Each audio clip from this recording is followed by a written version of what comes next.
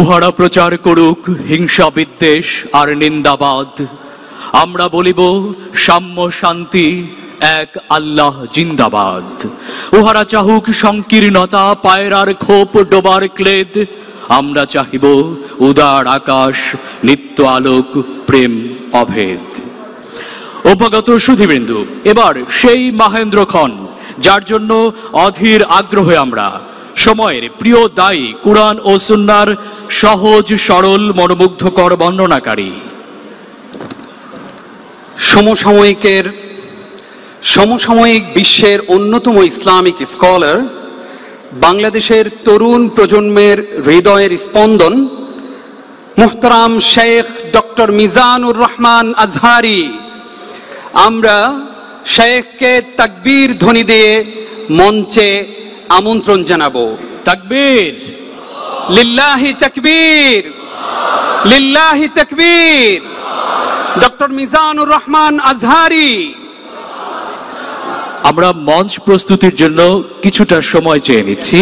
এরই মধ্যে আমাদের মাঝে উপস্থিত হবেন আজকের অনুষ্ঠানের প্রধান বক্তা ডক্টর মিজানুর রহমান আজহারি, তারুণ্যের আইকন এবং সমসাময়িক বিষয়ে কুরআন নিয়ে যিনি সহজ সরল এবং সুন্দর করে উপস্থাপনা করেন ডক্টর মিজানুর রহমান আজহারি।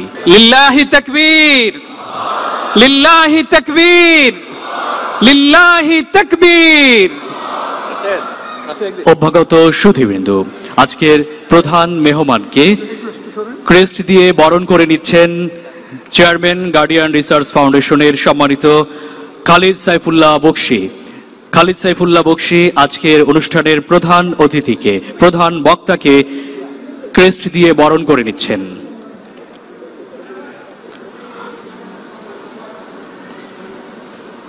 লিল্লাহে তাকবীর, লিল্লাহে তাকবীর।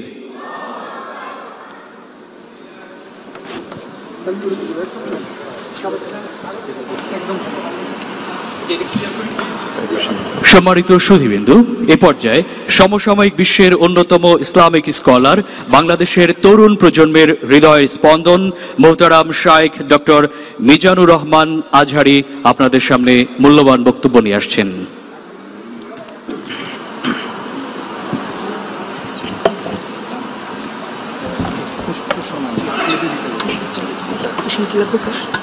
লাগবে না,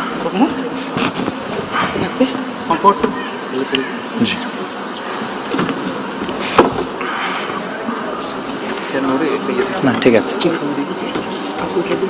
আমি ঠিক করে নিচ্ছি।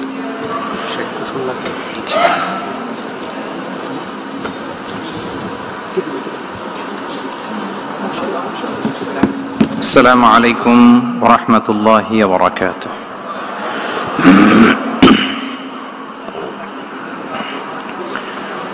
نحمده ونصلي على رسوله الكريم، أما بعد فأعوذ بالله من الشيطان الرجيم، بسم الله الرحمن الرحيم. وما آتاكم الرسول فخذوه وما نهاكم عنه فانتهوا واتقوا الله إن الله شديد العقاب. صدق الله العظيم. رب اشرح لي صدري ويسر لي أمري واحلل عقدة من لساني يفقه قولي. গার্ডিয়ান রিসার্চ ফাউন্ডেশনের আয়োজনে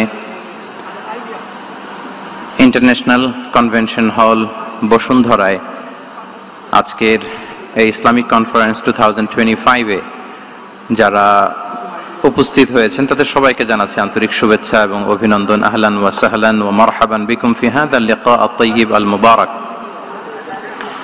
আশা করছি আপনারা সবাই ভালো আছেন, সুস্থ আছেন, নিরাপদে আছেন এবং আল্লাহ তাআলার কাছে দোয়া করি এবং কামনা করি যে আল্লাহ তাআলা আপনাদের সবাইকে ভালো রাখুন, সুস্থ রাখুন, নিরাপদে রাখুন এবং ঈমানের সাথে রাখুন। আমরা শুরুতে আল্লাহ রাব্বুল ইজ্জা ওয়াল জালালের দরবারে লাখো কোটি শুকর এবং সুজুদ জ্ঞাপন করছি যে আল্লাহ তাআলা আমাদেরকে আজকে এরকম চমৎকার একটি পরিবেশে কিছু দিনই কথা শুনবার সুযোগ করে দিয়েছেন। আমরা সবাই পড়ছি কালিমাতে শুকর, আলহামদুলিল্লাহ। আল্লাহ তাআলার শুকরিয়া জ্ঞাপনের পাশাপাশি আমি আজকের এই প্রোগ্রামের অর্গানাইজিং কমিটি গার্ডিয়ান রিসার্চ ফাউন্ডেশনকে অন্তরের অন্তঃস্থল থেকে ধন্যবাদ জানাতে চাই, শুভেচ্ছা জানাতে চাই, যারা দীর্ঘদিন অনেক প্ল্যান প্রোগ্রাম করে আজকে এ চমৎকার প্রোগ্রামটির আয়োজন করেছেন। আজকের এই প্রোগ্রামে উপস্থিত আছেন বাংলাদেশের স্বনামধন্য শিক্ষাবিদ, চিন্তক, গবেষক, স্কলার্স, এন্টারপ্রেনার্স, ব্যবসায়ী, সাংবাদিক বন্ধুরা, মিডিয়া কর্মী, ভলান্টিয়ার্স। আমি আপনাদের সবাইকে আবারও শুভেচ্ছা এবং মোবারকবাদ জানিয়ে শুরু করছি। সম্মানিত সুধী, আপনারা সবাই কেমন আছেন? আলহামদুলিল্লাহ, আমরা সবাই ভালো আছি। অনেক চমৎকার চমৎকার টপিকে আপনারা আজকে কথা শুনেছেন। আমি দেখেছি যে ইসলামোফোবিয়া নিয়ে এখানে লেকচার হয়েছে, গ্লোবালাইজেশন অফ ইসলাম নিয়ে কথা হয়েছে, প্যারেন্টিং নিয়ে কথা হয়েছে। বাংলাদেশের অনেক বিশ্ববিদ্যালয়ের ভাইস চ্যান্সেলর যারা, ওনারা এখানে আছেন, অনেক আলেম ওলামারা আছেন, আমাদের উস্তাদ সমতুল্য অনেক আসাতেজায়ে কেরাম অতিথিদের সারিতে বসে আছেন। আমি এখানে সর্বশেষ অধিবেশনের কথা না বলে ওনাদের মুখ থেকে কথা শুনতে পারলেই হয়তো আমরা আরও অনেক কিছু শিখতে পারতাম। তারপরেও যেহেতু প্রোগ্রামের ডেকোরাম অনুযায়ী একটা টপিকে আমাকে কিছু কথা বলবার সুযোগ করে দেওয়া হয়েছে, আমি অত্যন্ত সম্মানিত বোধ করছি যে এরকম একটি প্রোগ্রামে আমি কিছু কথা বলবার সুযোগ পাচ্ছি। আমাদের হলরুমের একেবারে পেছনে উপরের গ্যালারিতে আমাদের বোনেরা এবং কচিকাচা সোনামণির যারা এসছে তাদেরকেও শুভেচ্ছা জানিয়ে শুরু করছি। সম্মানিত সুধী, আমি অনেককে দেখতে পাচ্ছি মোবাইল দিয়ে আপনারা ভিডিও ধারণ করছেন। আপনাদের অনেক কষ্ট হচ্ছে, আমি বুঝতে পারছি। তো আমি চাই না যে আপনারা এই কষ্টটুকু কন্টিনিউ করেন। আমি বিনীতভাবে বলবো যে মোবাইলগুলো আমরা সবাই পকেটে রাখি। Mobile should be in pocket, শুরু থেকে শেষ পর্যন্ত সবাই। আসলে এরকম ইনডোর সেশনে কথা বলার সুযোগ আমাদের খুব হয় না। দেশের বাইরে আমার কিছু এক্সপিরিয়েন্স আছে, দেশে আমরা শুরু করছি ধাপে ধাপে। তো এই যে দিনী হালাকাগুলোতে one to one, brain to brain কানেক্টিভিটিতে বেশি ফায়দা হয়। এই ইন্টারেকশনে অনেক কিছু শেখা যায়, জানা যায়। মোবাইলে স্ক্রিনে তো সবসময় দেখা যায়, ইউটিউবে সার্চ দিলেই যে কোনো বক্তার আলোচনা আমরা চাইলেই শুনতে পারি। কিন্তু যখন আমরা সরাসরি ইন্টারেকশন করব, eye to eye, brain to brain, তখন আমার মনে হয় মোবাইলগুলো ব্যবহার না করে আমরা যদি সরাসরি নিজেরা কানেক্টিভিটি বাড়াই, ইন্টারেক্ট করি, এটা বেশি ভালো হয়। এজন্য শুরুতে আমি অত্যন্ত বিনয়ের সাথে অনুরোধ করে রাখবো, সবাই আমরা মোবাইলগুলো পকেটে রাখি। ভিডিও ধারণ করবার প্রয়োজন হলে এখানে অথরাইজড মিডিয়ার লোকজন আছেন। 21 টিভি এটা লাইভ কভার করছে। আরও আমাদের অথরাইজড কিছু ভাইরা এখানে স্টিল পিকচার নেয়া, তারপর সংবাদ চ্যানেলের জন্য ভিডিও নেয়া, এটা করছে। ওনারা ছাড়া আমরা কেউ যেন মোবাইল ব্যবহার না করি, আমি বিনীত অনুরোধ রাখবো। এত অ্যানাউন্সমেন্ট দেওয়ার পরেও তারপরও কিছু ভাই খুব দায়িত্বশীলতার সাথে ভিডিও করেই যাচ্ছেন, মাশাআল্লাহ। আমরা কি আজকে এই যে বসুন্ধরার নবরাত্রি হল, এটা এখানে 1 ঘন্টার জন্য কি এটাকে মোবাইল ফ্রি জোন বানাতে পারি নাকি আমরা চাইলে? হ্যাঁ, পারবো ইনশাআল্লাহ। সবাই আওয়াজ করে বলি তো ইনশাআল্লাহ। জি, mobile should be in pocket. এটা অনেক ডিস্টার্ব করবে। আপনি এরকম এই যে লাইভ করবেন, ভিডিও করবেন, আপনার পেছনের যে ভাই বসে আছেন তাদেরকে ডিস্টার্ব করবে। বরং আপনি আমার দিকে তাকান।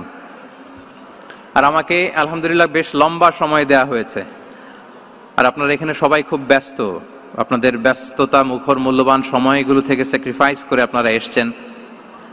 ঘন্টাখানিক যদি আমরা একটা টপিকের উপর কথা বলি, আমার মনে হয় আমরা ওয়ান টু ওয়ান কানেক্টিভিটি করি। মাশাআল্লাহ, এই তো সবাই মোবাইল পকেটে রেখে দিয়েছেন, মাশাআল্লাহ, তাবারাকাল্লাহ, আলহামদুলিল্লাহ। আমি হলের মধ্যে কোনো মুভমেন্ট যাতে না হয়, কারণ যখন আলোচনায় ঢুকে যাব আমি চাইবো যে টপিকটা শুরু করে দিয়ে শেষ করে দিতে। এই যে মাঝখান দিয়ে ওঠা বসা, হাঁটা চলা, no movement is allowed in the hall room. I request again, আমি আবারও বলছি, আমরা যেন কোনো চলাফেরা মুভমেন্ট না করি হলের মাঝখানে। সবাই বসে যাই মেহেরবানি করে। যারা ভিডিও ধারণ করছেন শুধু ওনারাই মুভমেন্ট করবে ইনশাআল্লাহ বিইذনিল্লাহ। সবাই বসে যাই।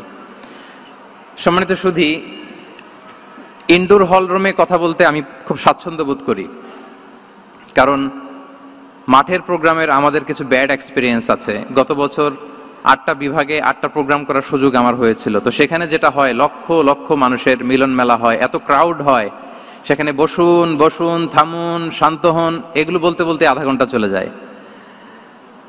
কিন্তু ইনডোর প্রোগ্রামে আলহামদুলিল্লাহ সবাই খুব মনোযোগ দিয়ে একটা সুন্দর পরিবেশে কথা শুনবার সুযোগ হয়। সো এই যে পুরো এনভায়রনমেন্ট, এটাকে আমরা যেন কাজে লাগাই। আমরা শুরু করছি। আমি যে টপিকটা নিয়ে আজকে আলোচনা করব সেটা হচ্ছে prophetic mindset through the lens of সিরা or through the lens of সুন্নাহ। নববী মনস্তত্ত্ব সিরাতের আয়নায় রাসূল সাল্লাল্লাহু আলাইহি ওয়াসাল্লাম ওনার মাইন্ডসেট কেমন ছিল। মাইন্ডসেট শব্দটার সাথে আমরা মোটামুটি পরিচিত না সবাই, কি বলেন? আমি কিন্তু মাঝে মাঝে জিজ্ঞেস করব যদি আপনারা অনুমতি দেন, আর প্রশ্ন করার পরে যদি আপনারা উত্তর দেন তাহলে আমি বুঝবো যে খুব বুঝতেছেন আপনারা আমার আলোচনা, ধরতে পারতেছেন পয়েন্টগুলো। মাইন্ডসেট শব্দটার সাথে আমরা পরিচিত কিনা সবাই? মাইন্ডসেট মানে কি? মনস্তত্ত্ব, তাই তো? মনস্তত্ত্ব, মানুষের মেন্টাল অ্যাটিটিউড, সে যেভাবে ভাবে, যেভাবে চিন্তা করে, একটা মানুষ তার চারপাশের জগৎটাকে যেভাবে দেখে, যেভাবে ভাবে, যেভাবে চিন্তা করে এবং যেভাবে সে সিদ্ধান্ত নেয়, এটাকে বলে তার mindset, the way of thinking. তো রাসূলুল্লাহ সাল্লাল্লাহু আলাইহি ওয়া আলিহি ওয়াসাল্লামের মাইন্ডসেট কেমন ছিল, তিনি বিভিন্ন সিচুয়েশনে কিভাবে সিচুয়েশনটাকে ডিল করতেন, ওনার অ্যাপ্রোচ কেমন ছিল, কোন পরিস্থিতিতে কিভাবে রিয়্যাক্ট করতেন, কিভাবে রেসপন্স করতেন, কিভাবে থিঙ্ক করতেন, কিভাবে ডিসিশন মেকিং করতেন, এই টোটাল বিষয়টাকে আজকে আমরা prophetic mindset through the lens of সিরাতে কভার করবার চেষ্টা করবো ইনশাআল্লাহ। একটু ভারী টপিক, তারপরে খুব সহজ করে উপস্থাপন প্রেজেন্টেশন করতে পারলে এটা বোঝা যাবে ইনশাআল্লাহ বিইذনিল্লাহ। তাহলে আমি প্রায়ই রাসূল সাল্লাল্লাহু আলাইহি ওয়াসাল্লামের মাইন্ডসেট বোঝানোর জন্য সিরাতে ঢুকে যাব, মানে রাসূল সাল্লাল্লাহু আলাইহি ওয়াসাল্লামের আসিরা আল আতিরা আল মুবারাকা, ওনার বায়োগ্রাফিতে প্রবেশ করব এবং সেখান থেকে রেফারেন্সগুলো শেয়ার করব আপনাদের সাথে, এবং সুন্নাহ থেকে রেফারেন্স শেয়ার করব, যাতে করে আমাদের কাছে ক্লিয়ার হয় যে ওনার মাইন্ডসেটটা কেমন, দৃষ্টিভঙ্গি কেমন। আমরা অনেকে বলি না যে দৃষ্টিভঙ্গি বদলান তো জীবন বদলে যাবে, এটা বলি না আমরা? তার মানে এটা খুব গুরুত্বপূর্ণ, মাইন্ডসেট খুব গুরুত্বপূর্ণ। আজকের এই শেষ অধিবেশনে আমরা প্রফিটিক মাইন্ডসেট নিয়ে কথা বলবো ইনশাআল্লাহ। আমি আমার রিসার্চে 12টা মাইন্ডসেট খুঁজে পেয়েছি, based on my personal research. আরও কিছু মাইন্ডসেট থাকতে পারে, কিন্তু মেইনলি ঘুরে ফিরে এই 12টার মধ্যেই সীমাবদ্ধ রাসূল সাল্লাল্লাহু আলাইহি ওয়াসাল্লামের মাইন্ডসেট। সেই 12টা মাইন্ডসেট কি কি, আমি পয়েন্টগুলো উল্লেখ করে আমি মূল আলোচনাতে প্রবেশ করছি। প্রথম হচ্ছে গড সেন্ট্রিক মাইন্ডসেট, 2 নম্বরে ভিশন ওরিয়েন্টেড, 3 নম্বরে উইজডম ড্রিভেন, 4 নম্বরে রিফর্ম সেন্ট্রিক, 5 নম্বরে ওপেন মাইন্ডেড, 6 নম্বর এন্টারপ্রেনাল, 7 নম্বর কনসিডারেট, 8 নম্বর ট্রান্সপারেন্ট, 9 নম্বর অ্যাপ্রিসিয়েটিভ, 10 নম্বর হচ্ছে ফ্লেক্সিবল, 11 নম্বর অপটিমিস্টিক, 12 নম্বর হচ্ছে রেজিলিয়েন্ট। এই 10টা mindset based on my research, আমার ক্ষুদ্র গবেষণা আমি খুঁজে পেয়েছি যে রাসূল সাল্লাল্লাহু আলাইহি ওয়াসাল্লাম এই ধরনের মানসিকতার অধিকারী ছিলেন, এই অ্যাপ্রোচের অধিকারী ছিলেন। তো এই 12টা পয়েন্টে যদি 5 মিনিট করেও কথা বলি তাহলে 5-12 প্রায় 60 মিনিট, 1 ঘন্টা। তো আপনাদের কি ধৈর্য কুলাবে 1 ঘন্টা সময় ব্যয় করা? আল্লাহু আকবার, মাশাআল্লাহ, তাবারাকাল্লাহ। তো আমরা শুরু করি, দেখি কতটুকু আপনারা এনজয় করেন। প্রথম যেই মাইন্ডসেটটা নিয়ে আমরা আলোচনা করব সেটা হচ্ছে গড সেন্ট্রিক মাইন্ডসেট বা আল্লাহ সেন্ট্রিক মাইন্ডসেট। অর্থাৎ রাসূল সাল্লাল্লাহু আলাইহি ওয়াসাল্লাম যে কোনো কাজে তিনি আল্লাহ তাআলাকে ফিল করতেন, আল্লাহ তাআলাকে তিনি অনুভব করতেন, ফিল করতেন। সব কিছু ছিল আল্লাহ তাআলা কেন্দ্রিক, যাই তিনি করতেন না কেন একজন মহান সত্তার সন্তুষ্টির জন্যই তিনি সেটা করতেন। তিনি কে? আওয়াজ করে বলুন, তিনি কে? আল্লাহ সুবহানাহু ওয়া তাআলা। তার সন্তুষ্টির জন্যই তিনি সব কিছু করতেন এবং সব সময় তিনি এটা ফিল করতেন যে আমার আসল ভরসা স্থল হচ্ছে আল্লাহ তাআলা। আসল ভরসা স্থল কে? আল্লাহ তাআলা। এবং আল্লাহকেই তিনি ওনার নিজের অভিভাবক হিসেবে সবসময় চিন্তা করতেন এবং তার দয়ার পরশেই যে আমরা বেঁচে আছি, তিনি যে আমাকে আগলে রেখেছেন, সার্বক্ষণিক এটাকে মনের মধ্যে ধারণ করা, সবসময় এই চিন্তাটা ভেতরে লালন করা, এটাকেই বলে গড সেন্ট্রিক মাইন্ডসেট বা আল্লাহ সেন্ট্রিক মাইন্ডসেট। এই মাইন্ডসেটের অধিকারী যদি আপনি হতে পারেন, আপনি একটা ডিভাইন পাওয়ার শিল্ডের ভেতরে থাকবেন, একটা ডিভাইন প্রোটেকশনে থাকবেন। চারিদিকে তুফান, ঝঞ্ঝা, ঝড়, অনেক কিছু, কোনো কিছু আপনাকে স্পর্শ করবে না, কারণ আপনার গড সেন্ট্রিক মাইন্ডসেট আছে। একটা মহা শক্তিধর সত্তার সাথে আপনার সংযোগায়ন আছে, কানেক্টিভিটি আছে। সো প্রথম মাইন্ডসেটটা হচ্ছে গড সেন্ট্রিক মাইন্ডসেট। রাসূল সাল্লাল্লাহু আলাইহি ওয়াসাল্লাম সবসময় সবকিছু আল্লাহ তাআলার সন্তুষ্টির জন্য করতেন এবং তিনি ভাবতেন আমার কেউ না থাক, আল্লাহ আছে। যার কেউ নাই তার কে থাকে? বলুন তো সবাই, যার কেউ নাই তার কে আছে? আল্লাহ আছে। এটাই হচ্ছে গড সেন্ট্রিক মাইন্ডসেট। আসুন আমরা সিরাতের ভেতরে ঢুকে যাই। যেহেতু আমরা বলেছি থ্রু দ্য লেন্স অফ সিরাতের পরতে পরতে, সুন্নার পরতে পরতে আমরা দেখব যে তিনি গড সেন্ট্রিক মাইন্ডসেটের অধিকারী ছিলেন কিনা। আল্লাহর হাবিব সাল্লাল্লাহু আলাইহি ওয়াসাল্লাম একবার একটা যুদ্ধ থেকে ফেরার পথে মরুভূমির মাঝখানে সেনাবাহিনীকে থামিয়ে বিশ্রামের ঘোষণা দিলেন যে তোমরা একটু বিশ্রাম নাও। তো উনি একটা গাছের নিচে বিশ্রামের জন্য গেলেন এবং সেখানে গাছের ডালে ওনার তলোয়ারটা ঝুলিয়ে রাখলেন, ঝুলিয়ে বিশ্রাম নিতে লাগলেন, ঘুমিয়ে পড়লেন। হঠাৎ এক বেদুইন এসে রাসূল সাল্লাল্লাহু আলাইহি ওয়াসাল্লামের এই কোষবদ্ধ তলোয়ারটা কোষমুক্ত করে এরকম হাতে নিল। রাসূল সাল্লাল্লাহু আলাইহি ওয়াসাল্লাম ঘুম থেকে জেগে উঠলেন। এবার বেদুইন বলতে আরম্ভ করলো, মাইয়ামনাউকা মিন্নি, এই মুহাম্মদ তোমাকে এবার কে বাঁচাবে বলো, এই তো আমার হাতে তলোয়ার, কে বাঁচাবে? সাথে সাথেই আল্লাহর হাবিব সাল্লাল্লাহু আলাইহি ওয়াসাল্লাম উনি উত্তরে বললেন আল্লাহ। উত্তরে কি বললেন? কোনো চিন্তা ভাবনা নাই যে ওরে আঘাত করা যায় কিনা পাল্টা, বা কোনোভাবে ওর কনফিডেন্স ডাউন করা যায় কিনা, এদিক সেদিক কারো সাপোর্ট চাওয়া যায় কিনা, কোনো দিকে না তাকিয়ে কি বললেন? আওয়াজ করে বলুন সবাই, কি বললেন? আল্লাহ। তাহলে এই যে this is the powerful example of god centric mindset. সবসময় তিনি আল্লাহ কেন্দ্রিক ছিলেন। সবসময় কি ছিলেন? আল্লাহ কেন্দ্রিক ছিলেন। এটাকে বলে গড সেন্ট্রিক মাইন্ডসেট। যে কোনো পরিস্থিতিতে তিনি আল্লাহ যে আমার সাথে আছেন এটা কল্পনা করতেন। এবং সুনানে আবু দাউদের একটি বর্ণনা এসেছে, রাসূল সাল্লাল্লাহু আলাইহি ওয়াসাল্লাম কানা নবী সাল্লাল্লাহু আলাইহি ওয়াসাল্লাম ইযা হাযাবাহু আমরুন সাল্লা, তাকে যখন কোনো জিনিস বিচলিত করত তিনি জায়নামাজের মুসল্লায় দাঁড়িয়ে যেতেন, সালাতের জন্য দাঁড়িয়ে যেতেন। বিপদে পড়লেই আল্লাহর কাছে সেটা সঁপে দিতেন, শেয়ার করতেন। আমরা বর্তমানে কোনো বিপদে পড়লেই কি করি? আগে কোথায় শেয়ার করি? ফেসবুকে। বলেন, আমার জীবনে কোনো দুর্ঘটনা কিছু হইলেই আমরা কোথায় শেয়ার করি? করেন আপনারা? ফেসবুকে শেয়ার করেন? আসলে করা উচিত কার সাথে? হ্যাঁ, আমার স্ত্রীর সাথে শেয়ার করার আগেও শেয়ার করব কার সাথে? আমার বন্ধুর সাথে শেয়ার করার আগেও শেয়ার করব কার সাথে? আল্লাহর সাথে। আমরা যদি হিজরতের ঘটনাটাকে একটু অ্যানালাইজ করি তাহলে দেখব যে গারে সাউরে যখন আল্লাহ রাসূল সাল্লাল্লাহু আলাইহি ওয়াসাল্লাম এবং আবু বকর রাদিয়াল্লাহু তাআলা আনহু ওনারা আশ্রয় নিয়েছিলেন রাত্রিবেলায়। কুরাইশরা যখন খুঁজতেছিল, আবু বকর রাদিয়াল্লাহু তাআলা আনহু বলেন যে কুরাইশদের পা দেখা যাচ্ছে, ওরা যে হেঁটে যাচ্ছে, একটু উকি মারলেই আমাদেরকে দেখা যায়। তিনি অত্যন্ত ভীত সন্ত্রস্ত, তটস্থ, নিজের জন্য নয়, রাসূল সাল্লাল্লাহু আলাইহি ওয়াসাল্লামের সেফটির জন্য। রাসূল সাল্লাল্লাহু আলাইহি ওয়াসাল্লাম আবু বকর রাদিয়াল্লাহু তাআলা আনহুকে বলেন যে আবু বকর চিন্তা করো না, লা তাহসান ইন্নাল্লাহা মা'ানা, আবু বকর চিন্তা করো না, আল্লাহ আমাদের সাথে আছেন। সুবহানাল্লাহ। আমাদের সাথে কে আছেন? আল্লাহ আমাদের সাথে আছেন। এটা হচ্ছে গড সেন্ট্রিক মাইন্ডসেটের উদাহরণ। আপনার মনকে বুঝাতে হবে যে আল্লাহ আমার সাথে আছে। মনকে তুমি বুঝিয়ে বলো আল্লাহ আছে আমার সাথে।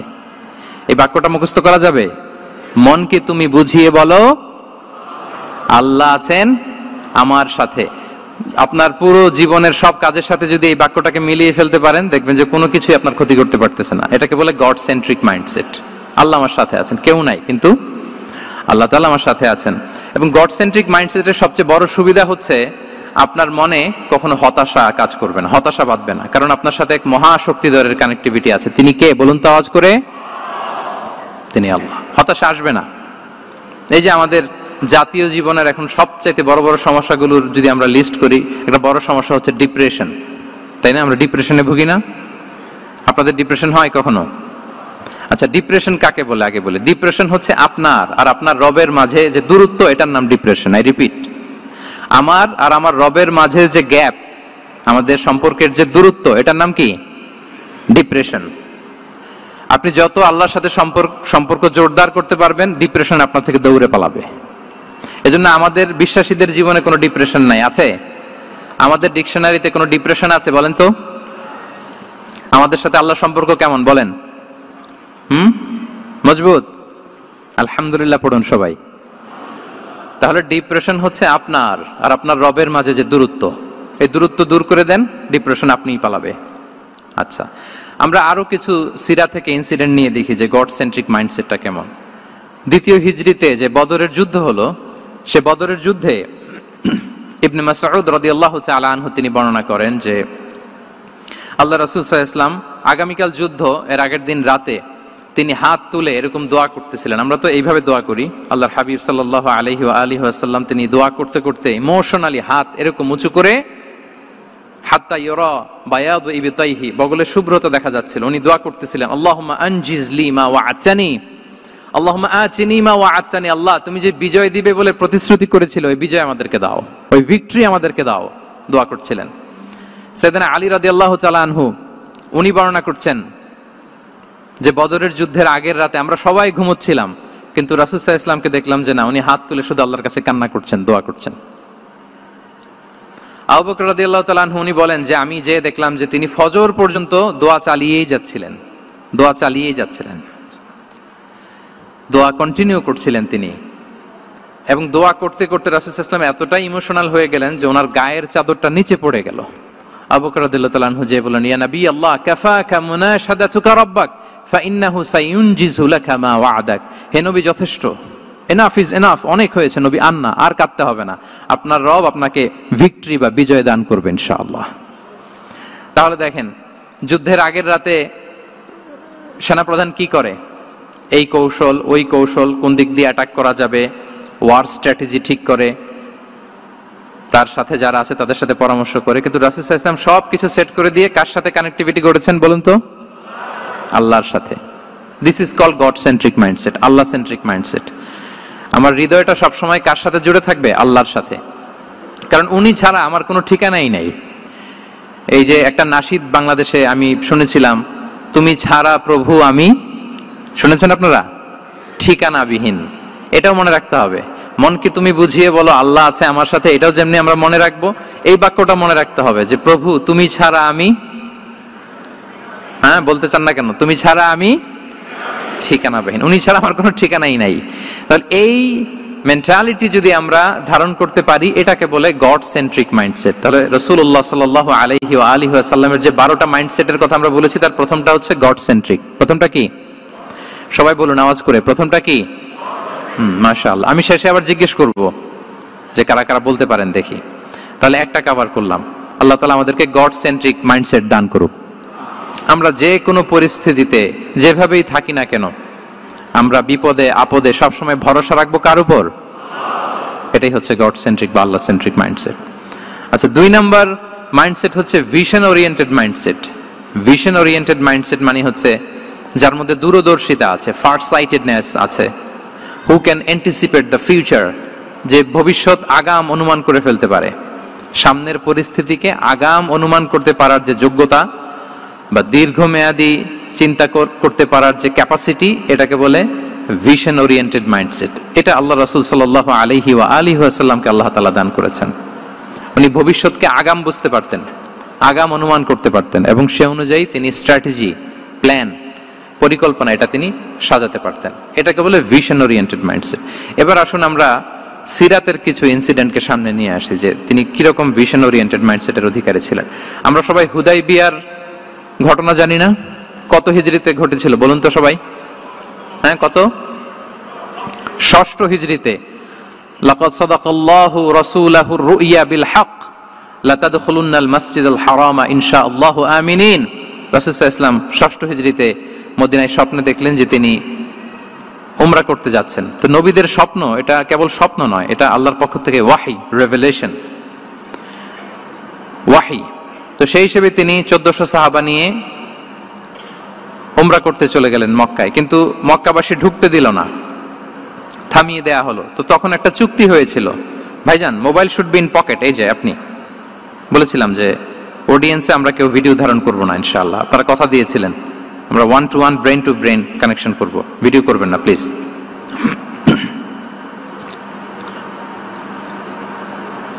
তাহলে উমরা করতে গেলেন 1400 সাহাবী। 1400 সাহাবী যখন উমরা করতে গেলেন, উমরা করতে দেয়া হলো না। তখন একটা চুক্তি করা হলো। ওই চুক্তিতে বলা হলো, রাসূল সাল্লাল্লাহু আলাইহি ওয়াসাল্লাম লিখতে বললেন যে লিখো মিন মুহাম্মদ রাসূলুল্লাহ, আল্লাহর রাসূল মুহাম্মদের পক্ষ থেকে কুরাইশদের সাথে এই চুক্তি। কুরাইশরা আপত্তি করলো যে না, শুধু মুহাম্মদ লেখা যাবে, রাসূলুল্লাহ লেখা যাবে না, কারণ তুমি যে রাসূলুল্লাহ, আল্লাহর রাসূল, এটা যদি আমরা মেনে নেই তাহলে তোমার সাথে আর আমাদের দ্বন্দ্ব কিসের, আমরা তো ভাই ভাই হয়ে গেলাম, রাসূলুল্লাহ কাটো। সাহাবারা কেউ রাজি হয় না, বিশেষ করে ওমরে ফারুক রাদিয়াল্লাহু তাআলা, উনি রাজি হয় না, না না এটা কাটা যাবে না। রাসূল সাল্লাল্লাহু আলাইহি ওয়াসাল্লাম অনেক বলে কয়ে বুঝালেন যে না, দীর্ঘমেয়াদী চিন্তা করতে গেলে আমাদের এখন একটা শান্তি চুক্তির দরকার আছে, যাতে করে আমরা আমাদের গ্লোবাল নেভিগেশন সিস্টেম, দাওয়া সিস্টেমকে আরো স্ট্রং করতে পারি। অনেক বলে কয়ে রাসূলুল্লাহ কাটা হলো। এরপর তারা বলে চুক্তিতে লিখো যে এই বছর উমরা করতে দেয়া হবে না, এই বছর ফিরে যাবেন আপনারা সবাই। এটাও সাহাবারা রাজি হয় না, আল্লাহ রাসূল সাল্লাল্লাহু আলাইহি ওয়াসাল্লাম রাজি হলেন। আবার আরেকটা ক্লোজে লেখা হলো যে আগামী বছর আসলেও 3 দিনের বেশি থাকা যাবে না, সেটাও রাজি হয়ে গেল রাসূল সাল্লাল্লাহু আলাইহি ওয়াসাল্লাম, সাহাবারা রাজি হচ্ছেন না। এরপর মক্কা থেকে কোনো লোক মদিনায় গেলে মদিনাবাসী তাকে রাখতে পারবে না, ফেরত দিতে হবে। কিন্তু মদিনা থেকে কোনো লোক মক্কায় আসলে মক্কাবাসী তাকে ফেরত দিতে বাধ্য থাকবে না। দেখেন, একটার পর একটা মুসলমানদের বিরুদ্ধে সব ক্লোজ যাচ্ছে, কোন সাহাবীরাই রাজি হচ্ছেন না। কিন্তু আল্লাহ রাসূল সাল্লাল্লাহু আলাইহি ওয়া আলিহি ওয়াসাল্লাম তিনি বললেন যে না, লিখো লিখো। ওমর ফারুক রাদিয়াল্লাহু তাআলা আনহু এতটাই রাগান্বিত হলেন, তিনি প্রশ্ন করলেন, ইয়া রাসূলুল্লাহ, আলাইসা আনতা নাবিয়্যুন হক? আপনি এই যে কম্প্রোমাইজের পর কম্প্রোমাইজ করে যাচ্ছেন, আপনি কি সত্য নবী নন, সত্য রাসূল নন? আলাসনা আলা দীনিন হক, আমরা কি সত্যের উপর প্রতিষ্ঠিত নই?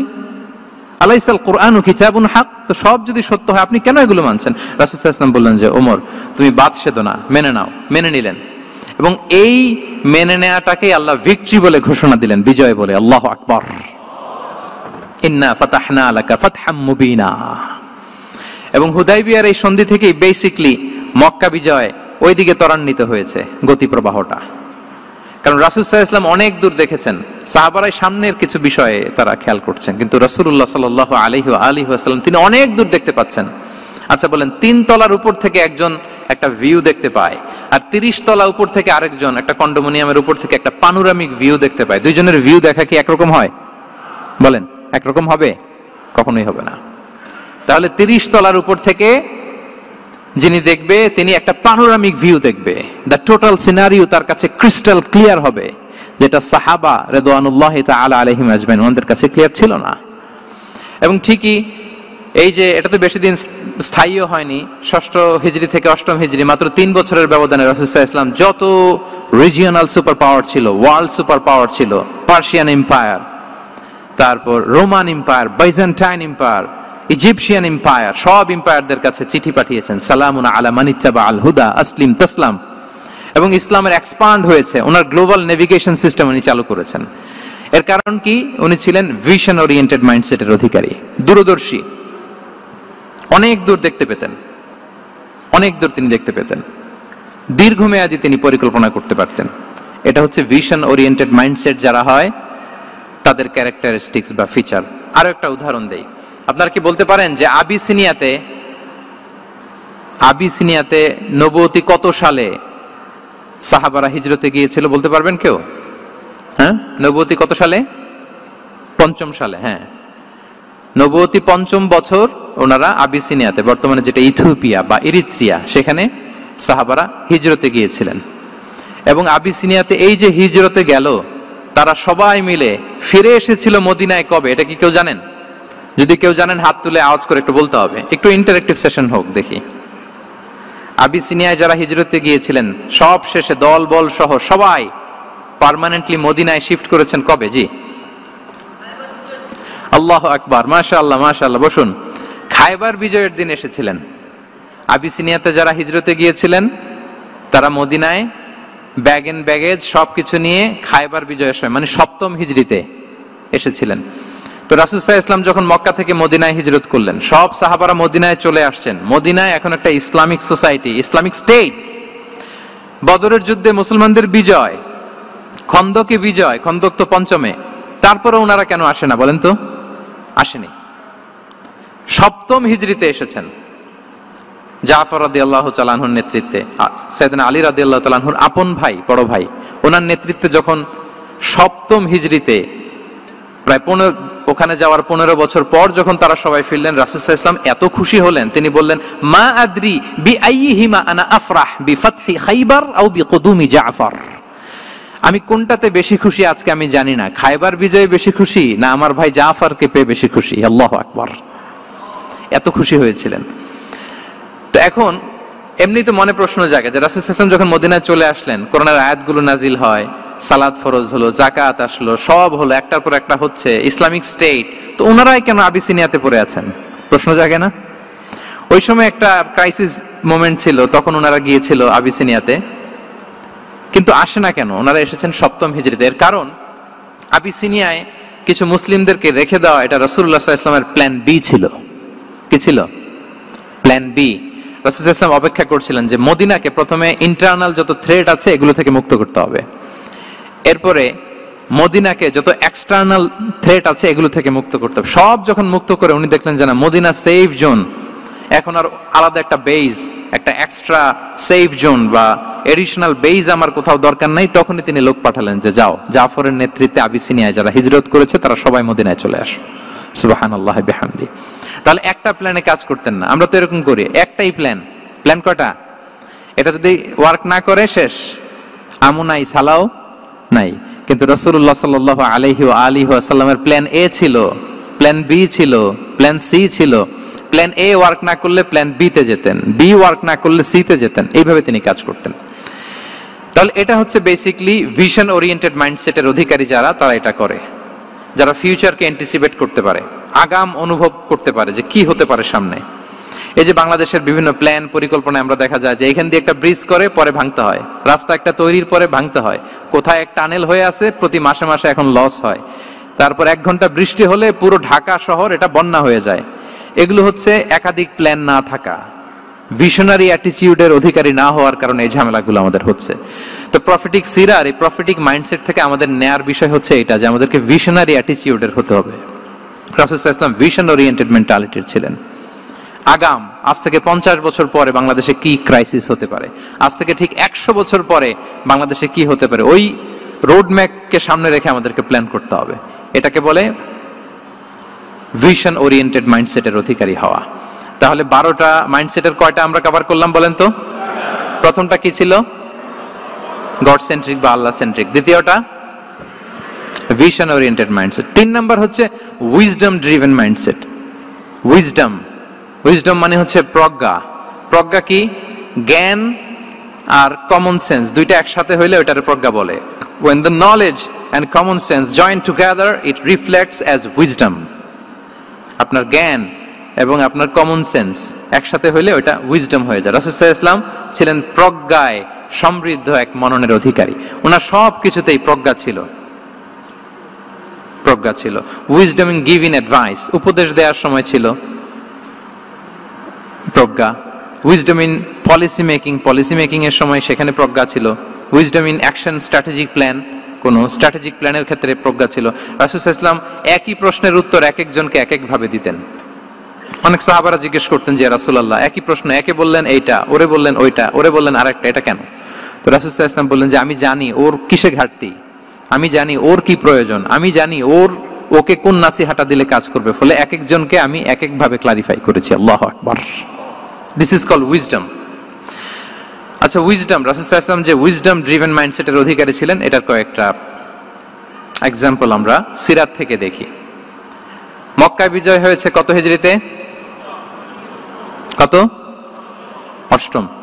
অষ্টম হিজরিতে যখন মক্কা বিজয় হলো, তখন রাসূল সাল্লাল্লাহু আলাইহি ওয়াসাল্লাম আম্মাজান আয়েশার সাথে গল্প করছিলেন আর বলছিলেন, আয়েশা, লাউলা হাদাসাতু আহদি কওমিকা বিল কুফরি লানাকাতুল কাবাতা ওয়ালা জাআলতুহা আলা আসাসি ইব্রাহিম। আয়েশা, তোমার এই মক্কাবাসী, তোমার এলাকার লোকজন যদি একটা কেওস সৃষ্টি না করতো, তাহলে কাবার যে আসল শেপ, আমি ওই আসল শেপে এটাকে ফেরত নিতাম, কিন্তু নিতে গেলে এখন একটা ঝামেলা বাঁধবে, এজন্য নিব না। ব্যাপারটা হচ্ছে আমরা এখন যে কাবাটাকে দেখি এটা হচ্ছে স্কয়ার আকৃতির। স্কয়ার মানে কি? বর্গাকৃতি, তাই তো? বর্তমান কাবা কোন আকৃতির বলেন তো?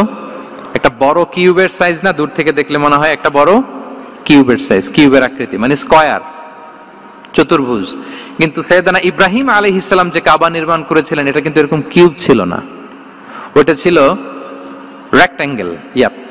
রেক্ট্যাঙ্গেল ছিল মানে আয়তাকৃতির ছিল, এরকম লম্বা। এই যে এই টেবিলটা যেরকম, টেবিলের যে শেপ এরকম ছিল, এরকম লম্বা কাবাঘর ছিল আয়তাকৃতির। কিন্তু এখন এটা কমে স্কয়ার আকৃতির হয়ে গেছে। এর কারণটা কি? কাবা একবার ওখানে অগ্নিকাণ্ড ঘটার কারণে ধ্বংস হয়েছিল, ফলে কাবাকে আবার রিনোভেশন করা লেগেছিল, পুনর্নির্মাণ। তো তো কুরাইশরা সিদ্ধান্ত নিয়েছিল কাবা পুনর্নির্মাণে আমরা কোনো হারাম টাকা ইউজ করব না, যার কাছে যত হালাল টাকা আছে নিয়ে আসা হলো। কিন্তু হালাল টাকা যতটুকু জমা হয়েছে এটা দিয়ে পুরো কাবা নির্মাণ হয় না, অর্ধেক হয়। ফলে কাবা যে আয়তাকৃতির ছিল সেটা না হয়ে গেছে কি বলেন, বর্গাকৃতির, মানে স্কয়ার। ওই স্কয়ার কাবাই আজ পর্যন্ত রয়ে গেছে। কিন্তু ওই যে আয়তক্ষেত্রের যে শেপের মধ্যে যতটুকু জায়গা বাকি ছিল ওইখানে দেখবেন একটা ক্রিসেন্টের মতো আছে, হেজরে ইসমাইল, হাতিমে কাবা বলে। ওইটার ভিতরে নামাজ পড়া আর কাবার ভিতরে নামাজ পড়া একই হুকুম। ওইটার ভিতরে নামাজ পড়া আর কাবার ভিতরে নামাজ পড়া কি একই হুকুম। ফলে ওই হাতিমের ভেতরে ফরজ সালাত আদায় হয় না, নফল সুন্নাত পড়া যায়। এমনকি কাবার ভেতরেও ফরজ সালাত আদায় করলে আদায় হবে না, কারণ নামাজের ফরজের মধ্যে একটা ফরজ হচ্ছে ইলা জিহাতিল কাবা, টু দ্য ডাইরেকশন অফ কেবলা। আপনার কেবলা মুখী হইতে হবে না, আপনি তো কাবার ভিতরে ঢুকে গেছেন, এখন কাবা কোন দিকে, কাবা তো নাই, বের হইতে হবে, বের হয়ে কাবা মুখী হলে সালাত হবে। I think you got the point. তো তাহলে রাসূল সাল্লাল্লাহু আলাইহি ওয়াসাল্লামের উইজডম বা প্রজ্ঞাটা এখানে দেখেন। আম্মা জান আয়েশা রাদিয়াল্লাহু তাআলা আনহাকে উনি বললেন যে আয়েশা, মক্কা তো বিজয় হলো, মক্কার কন্ট্রোল তো এখন আমার হাতে, চাইলে আমি কাবাকে ভেঙে সেই ইব্রাহিম আলাইহিস সালামের যে বেইজ এরকম লম্বা করে শেপ দিতে পারি, কিন্তু দিব না, কেননা দিলে মক্কা একটা ক্যাওস হতে পারে। কি হতে পারে? কারণ তারা একেবারে ভেরি রিসেন্ট মুসলমান হয়েছে, তারা না বুঝেই বলবে যে সেই আদি কাবা, মুহাম্মদ এই কাবার অপমান করেছে, কাবাকে ভুলুণ্ঠিত করেছে, সম্মানকে নষ্ট করেছে, এরকম একটা কোশ্চেন রাইজ করতে পারে। এই জন্য আমি করলাম না। সুবহানাল্লাহ, দিস ইজ কল্ড উইজডম। এটাকে কি বলে? প্রজ্ঞা। এটাকে প্রজ্ঞা বলে। তাহলে আপনার জ্ঞান এবং আপনার কমন সেন্স দুইটা যখন কানেক্ট করে তখন সেটা প্রজ্ঞা হয়। প্রজ্ঞার আরেকটা উদাহরণ যদি দেই সিরাত থেকে, রাসূল সাল্লাল্লাহু আলাইহি ওয়াসাল্লামের যে কনফ্লিক্ট রিজলভিং ক্যাপাসিটি ছিল, যখন কাবাকে পুনর্নির্মাণ করা হচ্ছে তখন হাজরে আসওয়াদকে বের করা লেগেছিল, এবং রিনোভেশন শেষে আবার হাজরে আসওয়াদকে তার জায়গা মতো, মানে ব্ল্যাক স্টোন যেটাতে চুমু দিলে মানুষের গুনাহ মাফ হয়ে যায়, হাজরে আসওয়াদ, চিনতে পেরেছেন না? চুমু দিতে পেরেছেন আপনারা? হ্যাঁ, ওরে আল্লাহ, অনেকে দিয়েছে, তো আমি দিতে পারি না এখনো। ওখানে যে ভিড় থাকে, ওই ধাক্কা ধাক্কি করে মনে হয় যে না, হজ বা উমরার যে মূল এসেন্স বা স্পিরিট ওইটা বোধহয় নষ্ট হয়ে যায়। যেন অনেকবার ট্রাই করেও, এবার আমার সাথে একটা 8 জনের গ্রুপ ছিল, খুব নাদুস নুদুস লম্বা চূড়া, তো বলতেছে শায়েখ আপনার কোনো টেনশন করা লাগবে না, আসেন। তো ওরা যে যেরকম ধাক্কা ধাক্কি শুরু করছে ওইটা দেখি আমার আর সাহস হয় নাই। বলছে যে ভাই, আমি মাফও চাই, দোয়াও চাই, আমার করা লাগবে না, ওই দূর থেকে ইশারা দিলেই হবে। তো এটা অনেকে ভুল করে ফেলে। অনেক বোনেরা যাদের জন্য হেজাব নিকাব মেনটেন করা হচ্ছে ফার্জ, পর্দার কোনো বালাই নাই, পুরুষের সাথে ধাক্কা ধাক্কি করে তার শরীর মিশে যাচ্ছে, গা মিশে যাচ্ছে, ধাক্কা ধাক্কি করে একটা সুন্নতের জন্য ফরজকে স্যাক্রিফাইস করে ফেলতেছে। মানে ফোকাস ঠিক নাই আর কি, কোথায় যে কোনটা করতে হবে ওইটাই ভুলে গেছে। তো এই হাজরে আসওয়াদ পাথরকে আবার জায়গা মতো রাখতে হবে। এখন কে রাখবে এই নিয়ে মারামারি মক্কায়। বড় বড় 4টা গোত্র বলে, এই গোত্র বলে আমি রাখবো, এই গোত্র বলে আমি রাখবো, আরেক গোত্র বলে রক্তের গঙ্গা বইয়ে দেব মক্কায়, কিন্তু এই সম্মান অন্যকে নিতে দিব না, কারণ ইটস ভেরি প্রেস্টিজিয়াস ইস্যু যে আমাদের গোত্র এই ব্ল্যাক স্টোন হাজরে আসওয়াদকে নিয়ে জায়গা মতো রেখেছে, এটা কাউকে দিব না। তো সবাই যখন মারমুখী, তখন আল্লাহ রাসূল সাল্লাল্লাহু আলাইহি ওয়া আলিহি ওয়াসাল্লাম তিনি সমাধান দিলেন যে মারামারির দরকার নাই, একটা চাদর নিয়ে আসো। নিয়ে আসা হলো। 4 গোত্রের 4 লিডারকে বললেন চাদরের 4 কোণা ধরো। 4 জন 4 কোণা ধরলো। রাসূল সাল্লাল্লাহু আলাইহি ওয়াসাল্লাম তিনি পাথরটা নিয়ে মাঝখানে রাখলেন। এবার 4 নেতাকে বললো আসো, জাতীয় 4 নেতা চলে আসো, কাবার সামনে চলে আসলো। এরপরে আল্লাহ রাসূল সাল্লাল্লাহু আলাইহি ওয়াসাল্লাম ওনার মোবারক হাত দিয়ে, বরকতময় হাত দিয়ে হাজরা আসওয়াদকে নিয়ে নিজ হাতে রাখলেন। এবার সবাই হ্যাপি, কারণ অংশগ্রহণ করতে পারছে। আসলে সব মূল স্ট্যাটাস কিন্তু চলে গেছে রাসূলের দিকে, নাকি? ওরা তো এটা টাচও করতে পারে নাই, পারছে? ওরা চাদর ধরেই হ্যাপি, কিন্তু পাথরটা ধরেছিল কে? রাসূল সাল্লাল্লাহু আলাইহি ওয়াসাল্লাম। চাদরে রেখেছিল কে? রাসূল সাল্লাল্লাহু আলাইহি ওয়াসাল্লাম। চাদর থেকে নিয়ে আবার কাবা ঘরে সেট করেছিল কে? রাসূলুল্লাহ সাল্লাল্লাহু আলাইহি ওয়া আলিহি ওয়াসাল্লাম। এভাবে উনি কনফ্লিক্ট রিজলভ করতেন থ্রু হিজ উইজডম, ওনার প্রজ্ঞার মধ্য দিয়ে। আমরা যদি তায়েফের ঘটনা দেখি, রক্তাক্ত হয়েছেন, পাহাড় রক্ষী ফেরেশতারা এসে বলেছে রাসূলুল্লাহ জাস্ট অর্ডার করেন, আমরা কোলাপস করব এমন ভাবে the entire Taif city will be collapsed, একেবারে স্ম্যাশ করে দিব, পাউডার হয়ে যাবে। রাসূল সাল্লাল্লাহু আলাইহি ওয়াসাল্লাম বললেন না, বাল আরজু আন ইউখরিজাল্লাহু মিন আসলাবিহিম মান ইয়াবুদুল্লাহ ওয়াহদাহু ওয়া লা ইউশরিকু বিহি শাইআ। তিনি বললেন না, ওদেরকে ধ্বংস করে দিও না, ওদেরকে ধ্বংস করলে লা ইলাহা পড়বে কে? সুবহানাল্লাহ। কি উইজডম ড্রিভেন ছিলেন উনি। উনি বলেন যে আমি আশা করি, প্রত্যাশা রাখি, দোয়া করি যে ওরা আমাকে প্রত্যাখ্যান করেছে, কিন্তু ওদের যে নেক্সট জেনারেশন ওরা সাক্ষী দেবে আশহাদু আল্লাহ ইলাহা ইল্লাল্লাহ ওয়া আশহাদু আন্না মুহাম্মাদার রাসূলুল্লাহ। এবং তাই হয়েছে। এখন তায়েফে যান, চারদিক থেকে আল্লাহু আকবার ধ্বনিতে মুখরিত তায়েফ, এবং এত চমৎকার শহর, এটা একটা টুরিস্ট ডেস্টিনেশন হয়ে গেছে। সৌদি আরবিয়াতে যারা যায়, তায়েফ না গেলে লোকদের ভালো লাগে না।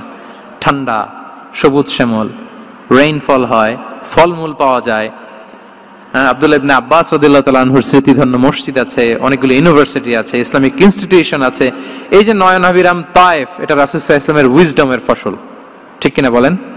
ওই দিন যদি রাগের চোটে বলতো যে হ্যাঁ দাও, স্ম্যাশ করে দাও, তাইলে এই যে যারা শাহাদা পড়েছে, নও মুসলিম হয়েছে, এটা কিন্তু হতো না। তাহলে এটা হচ্ছে রাসূল সাল্লাল্লাহু আলাইহি ওয়াসাল্লামের প্রজ্ঞার একটা উদাহরণ। আর একটা উদাহরণে যাই।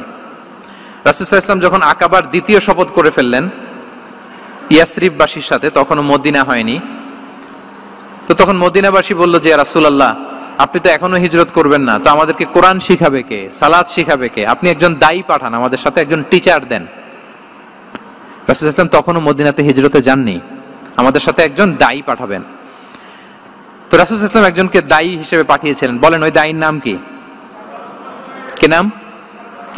মুসআব ইবনে উমাইর রাদিয়াল্লাহু তাআলা আনহু, যিনি উহুদের যুদ্ধে শহীদ হয়েছিলেন, উনাকে পাঠিয়েছিলেন। দেখেন, উনি আবু বকর রাদিয়াল্লাহু তাআলা আনহুকে পাঠান নাই, পাঠিয়েছেন ওমর ফারুককে, ওসমান রাদিয়াল্লাহু তাআলা আনহু, আলী রাদিয়াল্লাহু তাআলা আনহু। কাউকে পাঠাইছেন? কারে পাঠালেন? মুসআবকে। এর কারণ হচ্ছে উনি খুব ড্যাশিং ফেসের অধিকারী ছিলেন, এলিট ফ্যামিলি, মক্কার এলিট ফ্যামিলির একজন যুবক ছিলেন, এবং উনি সবচাইতে দামি দামি পারফিউম কালেক্ট করে ওইটা দিতেন। উনি মক্কার কোন রাস্তা দিয়ে হেঁটে গেলে লোকজন বুঝতো এই রাস্তা দিয়ে কিছুক্ষণ আগে হেঁটে গিয়েছে মুসআব ইবনে উমাইর। সুবহানাল্লাহ। আমরা বাংলায় বলি না যে আগে দর্শনদারি পরে গুণবিচারী? এই কথাটার সাথে পরিচিত আপনারা? আগে দর্শনদারি পরে গুণবিচারী। আল্লাহ তাআলা এক একজনকে আমাদেরকে এক এক অবয়বে সৃষ্টি করেছেন। হুয়াল্লাযী ইউসাউবিরুকুম ফিল আরহামি কাইফা ইয়াশা। আল্লাহর একটা নাম হচ্ছে তিনি আল মুসাউবির, দ্য ডিজাইনার। মায়ের গর্ভে থাকতেই আমাদের কার চেহারা, কার কণ্ঠস্বর, কার স্কিন কালার, কে কিরকম হব, সব ফিক্স তিনি ঠিক করে দিয়েছেন। এটা আল্লাহর দেয়া। কিন্তু রাসূল সাল্লাল্লাহু আলাইহি ওয়াসাল্লামের উইজডমের ব্যাপার হচ্ছে তিনি আবু বকর রাদিয়াল্লাহু তাআলা আনহু, ওমর রাদিয়াল্লাহু তাআলা আনহু, ওসমান আলী, কাউকে চুজ না করে কাকে পাঠালেন? মুসআব ইবনে উমাইরকে। যে তাকে দেখলেই সবাই আগে পাগল হয়ে যায়, মানে ইমপ্রেস হয়ে যায়। হ্যাঁ, ফার্স্ট ইমপ্রেশনটা তার খুব ভালো, খুব ভালো। উনি মুসআব ইবনে উমাইরকে পাঠালেন, এবং যেই প্ল্যান সেই কাজ। উনি যে পুরো মদিনা কাঁপায় ফেলছেন, মাশাআল্লাহ। মদিনার ঘরে ঘরে উনি ইসলামের বার্তা পৌঁছে দিয়েছেন, এবং স্বয়ং রাসূলুল্লাহ সাল্লাল্লাহু আলাইহি ওয়াসাল্লামের আগে তিনি মদিনাতে জুমার নামাজ পড়েছিলেন। কারণ জুমার বিধান আসছে, কিন্তু মক্কা এমন একটা ল্যান্ড যেখানে এখনো জুমা পড়া আবশ্যক হয় নাই, চারদিকে কুফর বেষ্টিত।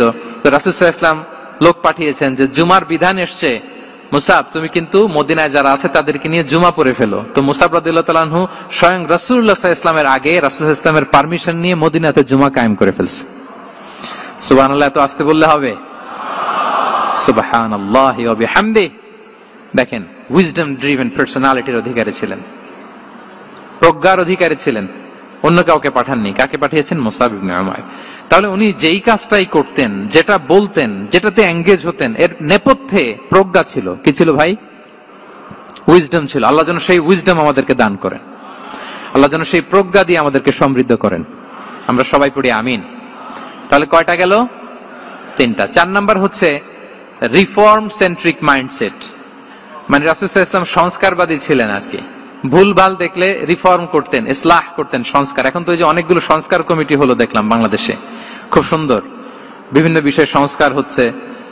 এবং স্বাধীনতার পরে আমাদের বয়স তো আর বেশি না, মানে সব দলের লোকেরা মিলে একসাথে এরকম বসা, এরপর রাষ্ট্রীয় ইস্যু নিয়ে ডিসকাস করা, এরপর মাঝে মাঝে আবার ওয়াক আউট করা, আবার একটু মিষ্টি ঝগড়া করা, আবার একটু ফান করা, এই সব কিছুর মধ্য দিয়ে জাতির জন্য ভাবা, নতুন নতুন চিন্তা প্রণয়ন। That's very good, I do appreciate. এটা দরকার, এমন বাংলাদেশি তো আমরা চেয়েছিলাম, ঠিক কিনা বলেন? এই যে রিফর্ম হচ্ছে এটা অ্যাপ্রিসিয়েবল। রাসূল সাল্লাল্লাহু আলাইহি ওয়াসাল্লামের কিন্তু এই রিফর্ম সেন্ট্রিক মাইন্ডসেট ছিল। অন্যায় দেখলে, ভুলভাল দেখলে, অসঙ্গতি দেখলে, ইনকনসিস্টেন্সি দেখলে শুধরে দিতেন। শুদ্ধাচার অভিযান চালিয়েছেন মক্কাতেও মদিনাতেও, রিফর্ম করতেন। সব খারাপকে তিনি ভালো দিয়ে পরিবর্তন করে দিতেন। আসুন সিরাতের আয়নায়, থ্রু দ্য লেন্স অফ সিরা আমরা দেখি কিভাবে পরিবর্তন করতেন। রাসূল সাল্লাল্লাহু আলাইহি ওয়াসাল্লামের একটা আদত বা হ্যাবিট ছিল, তিনি কোনো ব্যক্তির বা কোনো স্থানের কোনো বাজে নাম বা খারাপ নাম দেখলে এটা ভালো নামে চেঞ্জ করে দিতেন। মক্কা থেকে মদিনায় হিজরতের আগে মদিনার নাম ছিল ইয়াসরিব। কি ছিল? ইয়াসরিব মানে হচ্ছে প্রতিশোধ বা নিন্দা বা ক্ষোভ বা ভর্ৎসনা, সবগুলোই খুব বাজে মিনিং ডিনোট করে। রাসূল সাল্লাল্লাহু আলাইহি ওয়াসাল্লাম বললেন, আমি যেই শহরে হিজরত করব এই শহরের নাম ক্ষোভ, এই শহরের নাম হিংসা, এটা হইতে পারে? বলেন। রাহমাতাল লিল আলামিন, mercy and peace for the entire universe করে যাকে আল্লাহ পাঠিয়েছেন, উনি যেই শহরে থাকবেন ওই শহরের নাম প্রতিশোধের শহর, এটা হবে? উনি শহরের নাম চেঞ্জ করে দিলেন। উনি শহরের নাম দিলেন মদিনাতুন নবী। কি দিলেন? মদিনাতুন নবী, অথবা তওবা তয়্যিবা চেঞ্জ করে দিলেন, পরিবর্তন করে দিলেন। এক এলাকায় যে বিষ্ণু সাল্লাল্লাহু আলাইহি ওয়াসাল্লাম দেখলেন যে গাছপালা হয় না, উনি বললেন মাসমু হাযিহিল আরদ, এই জায়গার নাম কি? সবাই বলে ইসমুহা গাদেরা। গাদেরা মানে হচ্ছে মাকান লা নাবাতা ফিহি ওয়ালা শাজার, এমন জায়গা যেখানে ঘাস লতাপাতা কিছুই জন্মায় না। রাসূল সাল্লাল্লাহু আলাইহি ওয়াসাল্লাম বললেন, এই জন্য তো ঘাস জন্মায় না, নাম তো রাখছো খুব বাজে একটা নাম। রাসূল সাল্লাল্লাহু আলাইহি ওয়াসাল্লাম বললেন, আজ থেকে এলাকার নাম গাদেরা নয়, এলাকার নাম আজকে থেকে খাদেরা। কি নাম? খাদেরা মানে কি বলেন? সবুজ, গ্রিন, এভারগ্রিন, সবুজ শ্যামল। এবং রাসূল সাল্লাল্লাহু আলাইহি ওয়াসাল্লাম যখন গ্রিন ল্যান্ড নাম দিয়ে দিলেন, এরপর থেকে সবুজ শ্যামল করে আল্লাহ জায়গাটাকে বরকতময় করে দিলেন। Changing names. এক সুন্দরী নারীকে বললেন মাসমুকি, কি নাম? বলে আসিয়া। আসিয়া মানে অবাধ্য। রাসূল সাল্লাল্লাহু আলাইহি ওয়াসাল্লাম বললেন, তুমি এত সুন্দরী, you are a beautiful lady, আর কি বাজে একটা নাম রেখেছো আসিয়া। তুমি আসিয়া কেন হবে? আজকে থেকে তোমার নাম জামিলা, মানে তুমি সুন্দরী, রূপবতী। সুবহানাল্লাহ, সুন্দর একটা নাম দিয়ে দিলেন। এক সাহাবীর নাম ছিল হাজান। হাজান মানে রাফ এন্ড টাফ, রুক্ষ। রাসূল সাল্লাল্লাহু আলাইহি ওয়াসাল্লাম বলেন, না, হাজান না, তোমার নাম আজকে থেকে সাহাল। কি নাম? সাহাল। সাহাল মানে সহজ। উনি বলেন, যেদিন থেকে সাহাল রাখছি এর আগ পর্যন্ত নাকি ওনার অসুস্থতা, রোগ বালাই একটার পর একটা লেগেই থাকতো। যেদিন থেকে সাহাল, ওই দিন থেকে উনি বলেন যে আল্লাহ তাআলা নবীর এই নাম চেঞ্জ করে দেওয়ার বারাকায় আমার পুরো জীবনের সব কাজকে আল্লাহ তাআলা সহজ করে দিয়েছেন। তাহলে রিফর্ম সেন্ট্রিক মাইন্ডসেট। আমরাও খারাপ কিছু দেখলে ভালো দিয়ে পরিবর্তন করব, কি বলেন? ইনশাআল্লাহ বলেন সবাই। আচ্ছা, এটা তো নাম চেঞ্জ করে দেয়া। এবার সোশ্যাল রিফর্ম তিনি কি কি করেছেন আমরা একটু দেখি। তিনি যখন যুবক, মক্কায় এক ইয়ামানি লোক ব্যবসা করতে এসে তার প্রোডাক্ট বিক্রি করার পরে, আস ইবনে ওয়াইল নামে এক লোকের কাছে বিক্রি করার পরে যখন দাম চাইতে গেল, আস বলে, আরে বেটা, আমরা মক্কার সন্তান, আমরা দাম দিব না। তো সে ভাবলো হয়তো আমার সাথে ঠাট্টা করেছে, হজের মৌসুম যাক, বেচাকেনা শেষ করে যাওয়ার পথে দামটা নিয়ে যাব। সে ফেরার দিন আবার গেল যে আমার তো জিনিসের দামটা আপনি দিলেন না। সে বলে, আমরা এই ভূখণ্ডের মালিক, আমরা দাম দেই না, এটা তো বড় জুলুম। সে কান্নাকাটি শুরু করলো। তার এই কান্নাকাটি দেখে আল্লাহ রাসূল সাল্লাল্লাহু আলাইহি ওয়াসাল্লাম, ওনার চাচা জুবাইর ইবনে আব্দুল মুত্তালিব সহ ইয়াং স্টার যারা আছে, দ্য ইয়ুথ অফ মক্কা, তাদের সবাইকে নিয়ে একটা সোসাইটি করলেন। এই যে আমরা হালাফুল ফুদুলের নাম শুনি না, যেটা বাংলায় আমরা কি বলি? হিলফুল ফুজুল। এই নামে তো অনেক সংগঠন আছে বাংলাদেশে, কি বলেন? যুবকরা কোন সংগঠন করলে কমনলি এই নামটা পছন্দ করে, হিলফুল ফুজুল। আসলে এটার মূল নাম ছিল হালাফুল মুত্তাইয়িবিন। তিব মানে হচ্ছে রং। রাসূল সাল্লাল্লাহু আলাইহি ওয়াসাল্লাম সবাই মিলে, তখন জাহিলি যুগে একটা কালচার ছিল, বালতি ভর্তি রঙের ভেতরে হাত ঢুকিয়ে দিত, দিয়ে এই রং সমেত হাতটা তারা পাথরের মধ্যে লাগাতো, সবার হাত ওইখানে দিত, মানে আমরা হাতে হাত রেখে কমিটেড, আমরা ঐক্যবদ্ধ হলাম। সেখান থেকে হয়েছে হালাফুল মুত্তাইয়িবিন, থেকে হালাফুল ফুদুল। ওনারা বলল যে না, আমরা সবাই থাকবো মাআল মাজলুমি দিদ্দা যালিম, আমরা মজলুমের পক্ষে থাকবো, জালিমের বিপক্ষে থাকবো। এবং যেই প্রতিজ্ঞা ওই কাজ। সবাই মিলে আস ইবনে ওয়াইলকে ধরলো, তার কাছ থেকে টাকা আদায় করে ওই ইয়ামানি ব্যবসায়ীর কাছে পৌঁছে দিয়ে তিনি মাজলুমকে সহায়তা করেছেন। সুবহানাল্লাহ। এবং এই টেন্ডেন্সি, এই জুলুম, চাঁদাবাজি যেগুলো ছিল মক্কার জমিনে, রাসূল সাল্লাল্লাহু আলাইহি ওয়াসাল্লাম এই সোশ্যাল রিফর্মের মাধ্যমে এটাকে সংস্কার করেছেন। তাহলে এই যে রিফর্ম সেন্ট্রিক আমাদের হইতে হবে। আমাদের সমাজেও এখন চাঁদাবাজি আছে না নাই বলেন? খুন খারাপি আছে না নাই? সামাজিক অনাচার, তাহলে ঐক্যবদ্ধ হইতে হবে আমাদেরকে রিফর্মের জন্য।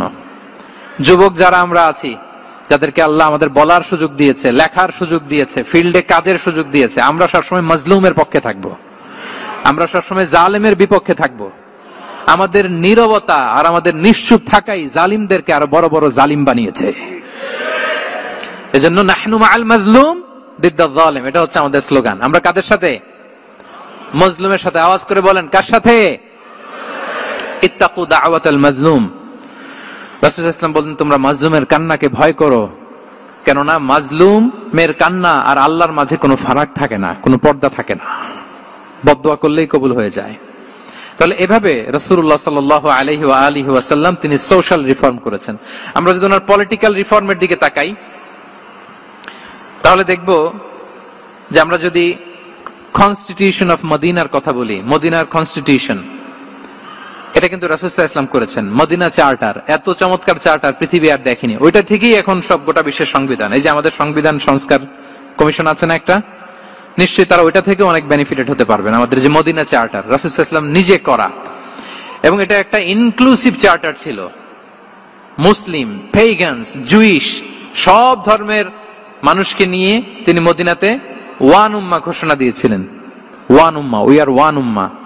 হোক তুমি পেগান মুশরিক, হোক তুমি জুইশ মানে ইহুদি, হোক তুমি মুসলিম, তুমি যেই ধর্মের হও না কেন, মদিনাকে রক্ষা করতে যে আমরা সবাই মিলে উম্মাহ ওয়াহিদা, আমরা সবাই মিলে কি উম্মাহ ওয়াহিদা। পৃথিবীর অনেক দেশ এই আইডিওলজিকে ধারণ করে হু হু করে এগিয়ে গিয়েছে। মালয়েশিয়াতে 3টা রেস, আমি তো প্রায় এক যুগ ওখানে, আমার 2টা ডিগ্রি ওখান থেকে, মাস্টার্স পিএইচডি। আমি কাছ থেকে তাদেরকে দেখার সুযোগ পেয়েছি। ওখানে মালয়েরা আছে, তামিলরা আছে, চাইনিজরা আছে, 3 জাতি মিলে ওদের স্লোগান হচ্ছে সাতু মালয়েশিয়া। মালয় ভাষায় সাতু মানে হচ্ছে ওয়ান, মালয় ভাষায় সাতু মানে কি ওয়ান। সাতু মালয়েশিয়া মানে আমরা হতে পারি চাইনিজ, হতে পারি তামিল, কিংবা হতে পারি মালয় ভূমিপুত্রা, কিন্তু সবাই মিলে দেশের স্বার্থে আমরা সবাই কি এক। এটাই লাগবে আমাদের নতুন বাংলাদেশে। জুলাই আপরাইজিং এর পরে আমাদের এই ঐক্যবদ্ধ থাকার বাংলাদেশ আমরা চাই কি চাই না বলেন? সাম্রাজ্যবাদকে রুখে দিতে, যে কোনো ষড়যন্ত্রকে রুখে দিতে ঐক্যবদ্ধ থাকার কোনো বিকল্প নাই, ঠিক কিনা বলেন? ঐক্যবদ্ধ থাকতে হবে আমাদেরকে, যেটা রাসূলুল্লাহ সাল্লাল্লাহু আলাইহি ওয়া আলিহি ওয়াসাল্লাম মদিনা চার্টারে আমাদেরকে শিখিয়েছেন যে আমরা ওয়ান উম্মাহ। তাহলে খারাপ নাম দেখলে চেঞ্জ করতেন, সমাজে খারাপ কিছু দেখলে সংঘবদ্ধ হয়ে তার বিরুদ্ধে দাঁড়াতেন। পলিটিক্যাল রিফর্ম করেছেন ওয়ান উম্মাহ গঠনের মধ্য দিয়ে। ফিনান্সিয়াল রিফর্ম যদি বলি, শুধু financial reforms by Prophet Muhammad peace be upon him, এটা নিয়ে লম্বা কথা বলা যেতে পারে। শুধু একটা উদাহরণ দিয়ে শেষ করি। বিদায় হজের ভাষণে উনি সুদকে চিরতরে কবরস্থ করেছেন, সুদকে চিরতরে কবরস্থ করেছেন, এবং এটা অন্যের জন্য না, নিজের ঘর দিয়ে শুরু করেছেন। উনি বলেছেন যে এই হানাহানি রক্তপাত এটা বন্ধ, আমার গোত্রের একটা এরকম রক্তের দাবি আছে, এটা আমি শেষ ঘোষণা করলাম। এরপর বললেন যে সুদ কবর দিলাম, অন্য জায়গা থেকে না, আমার পরিবার থেকে। রাসূল সাল্লাল্লাহু আলাইহি ওয়াসাল্লামের চাচা স্বয়ং আব্বাস রাদিয়াল্লাহু তাআলা আনহুর অনেক সুদের ট্রানজাকশন ছিল, ইন্টারেস্ট, সুদের ব্যবসা ছিল। রাসূল সাল্লাল্লাহু আলাইহি ওয়াসাল্লাম বলেন আজকে থেকে এই সুদ আমি চিরতরে মাটির নিচে কবর দিয়ে দিলাম। আল্লাহু আকবার। দেখেন সোশ্যাল রিফর্ম। তাহলে পরিবর্তন করতে হলে আগে নিজের ঘর থেকে, আগে কোত্থেকে? নাকি ওই ফ্যামিলি থেকে? হ্যাঁ, আমাদের মধ্যে যেটা হয়, আমরা ওয়াজ নসিহত বা ভালো কথা শুনলেই এটাকে ধরে নিই যে এটা ওর জন্য, ওর জন্য, মানে প্রত্যেকটা ওয়াজই যে আমার জন্য হইতে পারে, প্রত্যেকটা নসিহতের যে প্রাইম অডিয়েন্স আমি হইতে পারি, এইটা আমাদের মাথায় কেন যেন আসে না। আমরা কোনো ভালো নসিহত শুনলে আমরা ভাবি এটা আসলে সমাজে দরকার, ওর দরকার, আমার ভাইয়ের দরকার, কিন্তু এটা যে আমার দরকার, প্রতিটা নাসিহাতের প্রথম অডিয়েন্স হওয়া দরকার কে? আমি নিজে। তাহলে পরিবর্তন শুরু করতে হবে নিজ থেকে। ওর এই সমস্যা, ওর এই সমস্যা, ওর এটা। আরে মিয়া তোমার কি সমস্যা ওইটা বলো। শুধু ওর ওর না দেখে নিজেরটাও দেখতে হবে। দেখেন অন্যের দিকে এক আঙ্গুল দেখালে নিজের দিকে কয় আঙ্গুল যায় বলেন তো? এই যে নিজের দিকে কিন্তু 3টা। আমি যদি এরকম করি তা আমার দিকে আসে 3টা। এজন্য নিজ থেকে, নিজের ফ্যামিলি থেকে আমরা সংস্কার শুরু করব। কি বলেন? ওমরে ফারুক রাদিয়াল্লাহু তাআলা আনহু যখন ফ্যামিলি মিটিং এ বসতেন, উনি ওনার সন্তানদেরকে বলতেন, শোনো, তোমরা খলিফাতুল মুসলিমিন, আমিরুল মুমিনিনের সন্তান, তোমাদের কোনো বাজে কাজ যদি সমাজে আসে, তোমাদের কোনো অন্যায় যদি আমার কানে আসে, অন্যের জন্য যা শাস্তি তোমাদের জন্য হবে ডবল শাস্তি। ওমর ফারুক সন্তানদেরকে বলতেন, তোমরা যদি কোনো ভুল করো, একটা যদি হদ কায়েম করা লাগে, এমন অন্যায় যদি করো, একটা হচ্ছে আল্লাহর দেয়া হদ, আর একটা হবে আমি উমরের দেয়া হদ। আমার মতো খলিফাতুল মুসলিমিনের সন্তান হয়ে পাপ তুমি কেন করলে? দেখেন অন্যের বাচ্চা কি করছে, অন্যের, আমাদের তো ওই মেয়েটার সমস্যা, ওনার ছেলের সমস্যা, এগুলো আমার ছেলের যে কি অবস্থা, আমার পরিবারের যে কি হালাত, আমার স্ত্রীর যে কি দশা, ওইটা নিয়ে আমরা ভ্রুক্ষেপ করি না বা চিন্তা করি না। তাহলে সম্মানিত সুধী মণ্ডলী, আমরা পরিবর্তন শুরু করব কোত্থেকে? অন্যের বাড়িঘর থেকে নাকি? হ্যাঁ, কোত্থেকে? নিজ থেকে। আল্লাহ তাআলা আমাদেরকে তৌফিক দান করুক। তাহলে কয়টা গেল? 4টা। এখন আপনারা তো ক্লান্ত হয়ে গেছেন মনে হচ্ছে, সময়ও অনেক হয়ে গেছে। আরো কয়েকটা পয়েন্ট বলা যাবে নাকি? হ্যাঁ, মোট কয়টা ছিল পয়েন্ট? সবগুলো শুনবেন? আচ্ছা, 5 নম্বরে হচ্ছে ওপেন মাইন্ডেড। আমার প্রিয় নবী বলেন ওপেন মাইন্ডেড ছিলেন না ন্যারো মাইন্ডেড? সবাই বলবেন, গ্যালারির সবাই আওয়াজ করে, তিনি ওপেন মাইন্ডেড না ন্যারো মাইন্ডেড ছিলেন? রাসূলুল্লাহ সাল্লাল্লাহু আলাইহি ওয়া আলিহি ওয়াসাল্লাম ওপেন মাইন্ডেড ছিলেন। যে কেউ ওনাকে অ্যাপ্রোচ করতেন পারতেন easily, he was very approachable. ছোট বড় আবাল বৃদ্ধ বনিতা ওনার সাথে কথা বলতে স্বাচ্ছন্দ্য বোধ করত, ভয় পেত না। এজন্য সিরাতের পরতে পরতে দেখবেন এক শিশু এসে প্রশ্ন করে, নারী এসে প্রশ্ন করে, বৃদ্ধ এসে প্রশ্ন করে, বন্ধু এসে প্রশ্ন করে, শত্রু এসে কনভারসেশন করে, সবাই এসে ওনার সাথে কথা বলতে পারতো। সুবহানাল্লাহ। এবং এগুলো উনি অ্যাকোমোডেট করতে পারতেন। কি করতে পারতেন? অ্যাকোমোডেট করতেন। ছোট্ট একটা উদাহরণ দেই, আসির আল হালাবিয়া থেকে নেয়া একটা বিখ্যাত সিরাতের গ্রন্থ। বদরের যুদ্ধে রাসূল সাল্লাল্লাহু আলাইহি ওয়াসাল্লাম বদরের মাঠে সেনা ক্যাম্প স্থাপন করলেন। কি ক্যাম্প? সেনা ক্যাম্প স্থাপন করলেন। আল হুবাব ইবনুল মুনজির রাদিয়াল্লাহু তাআলা আনহু এক সাহাবী, উনি বললেন, ইয়া রাসূলুল্লাহ, এই যে সেনা শিবির যে এখানে স্থাপন করলেন, এটা কি আপনার নিজের ইচ্ছায় না আল্লাহর আদেশে? দেখেন, সেনাপতিরে কোন সাধারণ সৈনিক এই প্রশ্ন করতে পারে? করলে চাকরি থাকবে? কিন্তু রাসূল সাল্লাল্লাহু আলাইহি ওয়াসাল্লামের কাছে সাহস নিয়ে আল হুবাব ইবনুল মুনজির বলে, ইয়া রাসূলুল্লাহ, এই যে সেনা শিবির স্থাপন করলেন, এটা কি আপনার ইচ্ছায় নাকি এটা ওয়াহী? রাসূল সাল্লাল্লাহু আলাইহি ওয়াসাল্লাম বললেন, না, এটা ওয়াহী না, এটা ওয়াহী না, বাল হুয়া রায়ু ওয়াল হারবু ওয়াল মাকিরা, না, এটা যুদ্ধের কৌশল হিসেবে আমি করেছি। আল হুবাব ইবনুল মুনজির বললেন, ইয়া রাসূলুল্লাহ, তাহলে সঠিক জায়গায় সেনা ক্যাম্প স্থাপন হয় নাই। রাসূলের দিকে তাকিয়ে বলতেছেন যে আপনি যেখানে করছেন ওখানে ঠিক হয় না ইয়া রাসূলুল্লাহ, আপনি অভয় দিলে আমি বলতে পারি কোথায় ঠিক হবে। রাসূল সাল্লাল্লাহু আলাইহি ওয়াসাল্লাম বললেন, তাই? আমি যেটা করছি এটা ঠিক হয় নাই, তাহলে কোনটা ঠিক বলো?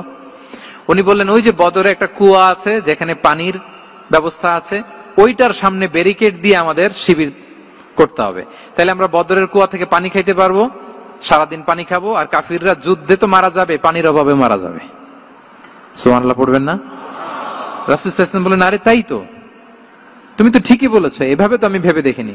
আবার তিনি অ্যানাউন্স করে দিলেন যে সেনা শিবির এখানে যেই তাবু টাঙানো হয়েছে এখান থেকে মুভ করে আল হুবাব যেখানে ইন্ডিকেট করেছে ঠিক ওই জায়গায় যে শিবির স্থাপন করো। তাহলে আওয়াজ করে বলুন, ওপেন মাইন্ডেড না ন্যারো মাইন্ডেড? আমরা অনেক সময় আমাদের অধীনস্থদের কথা শুনতে চাই না। অনেক সময় অধীনস্থদের মাথা থেকেও দারুণ দারুণ দুর্দান্ত আইডিয়া চলে আসতে পারে। ইগনোর করবেন না সব সময়, আপনি দেখবেন যে তার কাছ থেকে ভালো আইডিয়া এসছে কিনা। তাহলে রাসূল সাল্লাল্লাহু আলাইহি ওয়াসাল্লাম এটাকে ইগনোর না করে অ্যাকোমোডেট করলেন। সুবহানাল্লাহ। খন্দক যুদ্ধের কথা যদি দেখি, পরীক্ষা খননের অ্যাডভাইস কে দিয়েছিল? মক্কার কোন লোক? মদিনার? কে দিয়েছিল? সালমান আল ফারিসি। বাড়ি কোথায়? ইরান, পারস্য। হি ওয়াজ পার্সিয়ান বেসিক্যালি। তাহলে দেখেন, সেই পারস্য থেকে এসে বললেন যে এখানে পরীক্ষা খনন করলে ভালো হয়। 5.5 কিলোমিটার পরীক্ষা খনন করে ফেললেন। 4.5 মিটার প্রশস্ত, 3.5 মিটার হচ্ছে এটার ডেপথ। পুরো মদিনার সবাই মিলে এটা করে ফেললেন। তার মানে আমি সব বুঝি, আমি সব জানি, এই মেন্টালিটি থেকে আমাদের বেড়ে আসতে হবে। এটা হচ্ছে একটা ন্যারো মাইন্ডেড পার্সোনালিটির অধিকারী, যে আমি যেটা বলছি ওইটা, এটার পরে কোনো কথা নেই, এটা ভুল। বরং আমার টিমের মধ্যে থেকে যদি কোনো ভালো অপিনিয়ন আসে সেটা আমি রিভাইজ করব। কি বলেন, পারা যাবে না? তাহলে ওপেন মাইন্ডেড পার্সোনালিটি ছিলেন রাসূলুল্লাহ সাল্লাল্লাহু আলাইহি ওয়াসাল্লাম। 6 নম্বরে চলে যাই। 6 নম্বর মাইন্ডসেট হচ্ছে এন্টারপ্রেনাল মাইন্ডসেট। এন্টারপ্রেনাল, এখন তো এটা আপনারা সবাই খুব বেশি শোনেন, এন্টারপ্রেনারশিপ, এন্টারপ্রেনাল।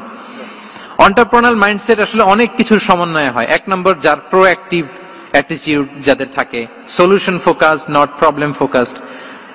প্রবলেম সৃষ্টি হইলে ওইদিকে ফোকাস না করে কিভাবে সলিউশন করা যায় ওইদিকে ফোকাস করতেন।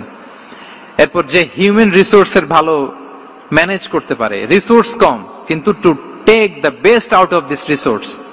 অনেকে দেখবেন যে ছোট্ট জিনিসকে অর্গানাইজ করে এত সুন্দর প্রেজেন্টেশন করে, আবার অনেকের অনেক আছে কিন্তু সেটাকে প্রেজেন্ট করতে পারে না, এরকম আছে না নাই?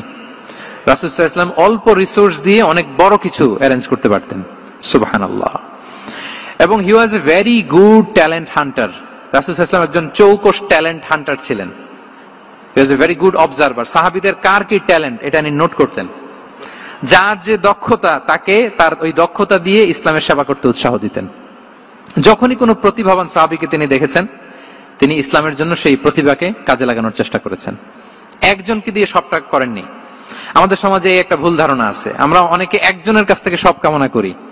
একজন সব করতে পারে না, পারে? যারা পারেও কোনোটাই ভালোভাবে পারে না, সব পারে একটু একটু পারে। তো রাসূল সাল্লাল্লাহু আলাইহি ওয়াসাল্লাম ট্যালেন্ট হান্টার ছিলেন, যার যেখানে ট্যালেন্ট তাকে ওই কাজে লাগাতেন। বলেন তো খালিদ বিন ওয়ালিদ রাদিয়াল্লাহু তাআলা আনহুকে আল্লাহ রাসূল সাল্লাল্লাহু আলাইহি ওয়াসাল্লাম কি কাজে লাগিয়েছিলেন? আওয়াজ করে বলুন। যুদ্ধে। অনেক পরে ইসলাম ধর্ম গ্রহণ করেছেন, কিন্তু যুদ্ধের অভিযানে পাঠিয়েছেন এবং পরবর্তীতে তিনি সেনা প্রধান হয়েছিলেন মুসলিম ব্যাটালিয়নের। কারণ উনি ওয়ার স্ট্র্যাটেজি জানতেন। উনার আক্রমণের কারণে তো উহুদের প্রান্তরে মুসলিমরা প্রায় নাস্তানাবুদ হওয়ার অবস্থা, তাই না? অনেক পরে আল্লাহ তাআলা ওনাকে ইসলামের জন্য কবুল করলেন। তাহলে উনি ওয়ার স্ট্র্যাটেজি জানতেন, ফলে রাসূল সাল্লাল্লাহু আলাইহি ওয়াসাল্লাম ওনাকে যুদ্ধের জন্য কাজে লাগিয়েছেন।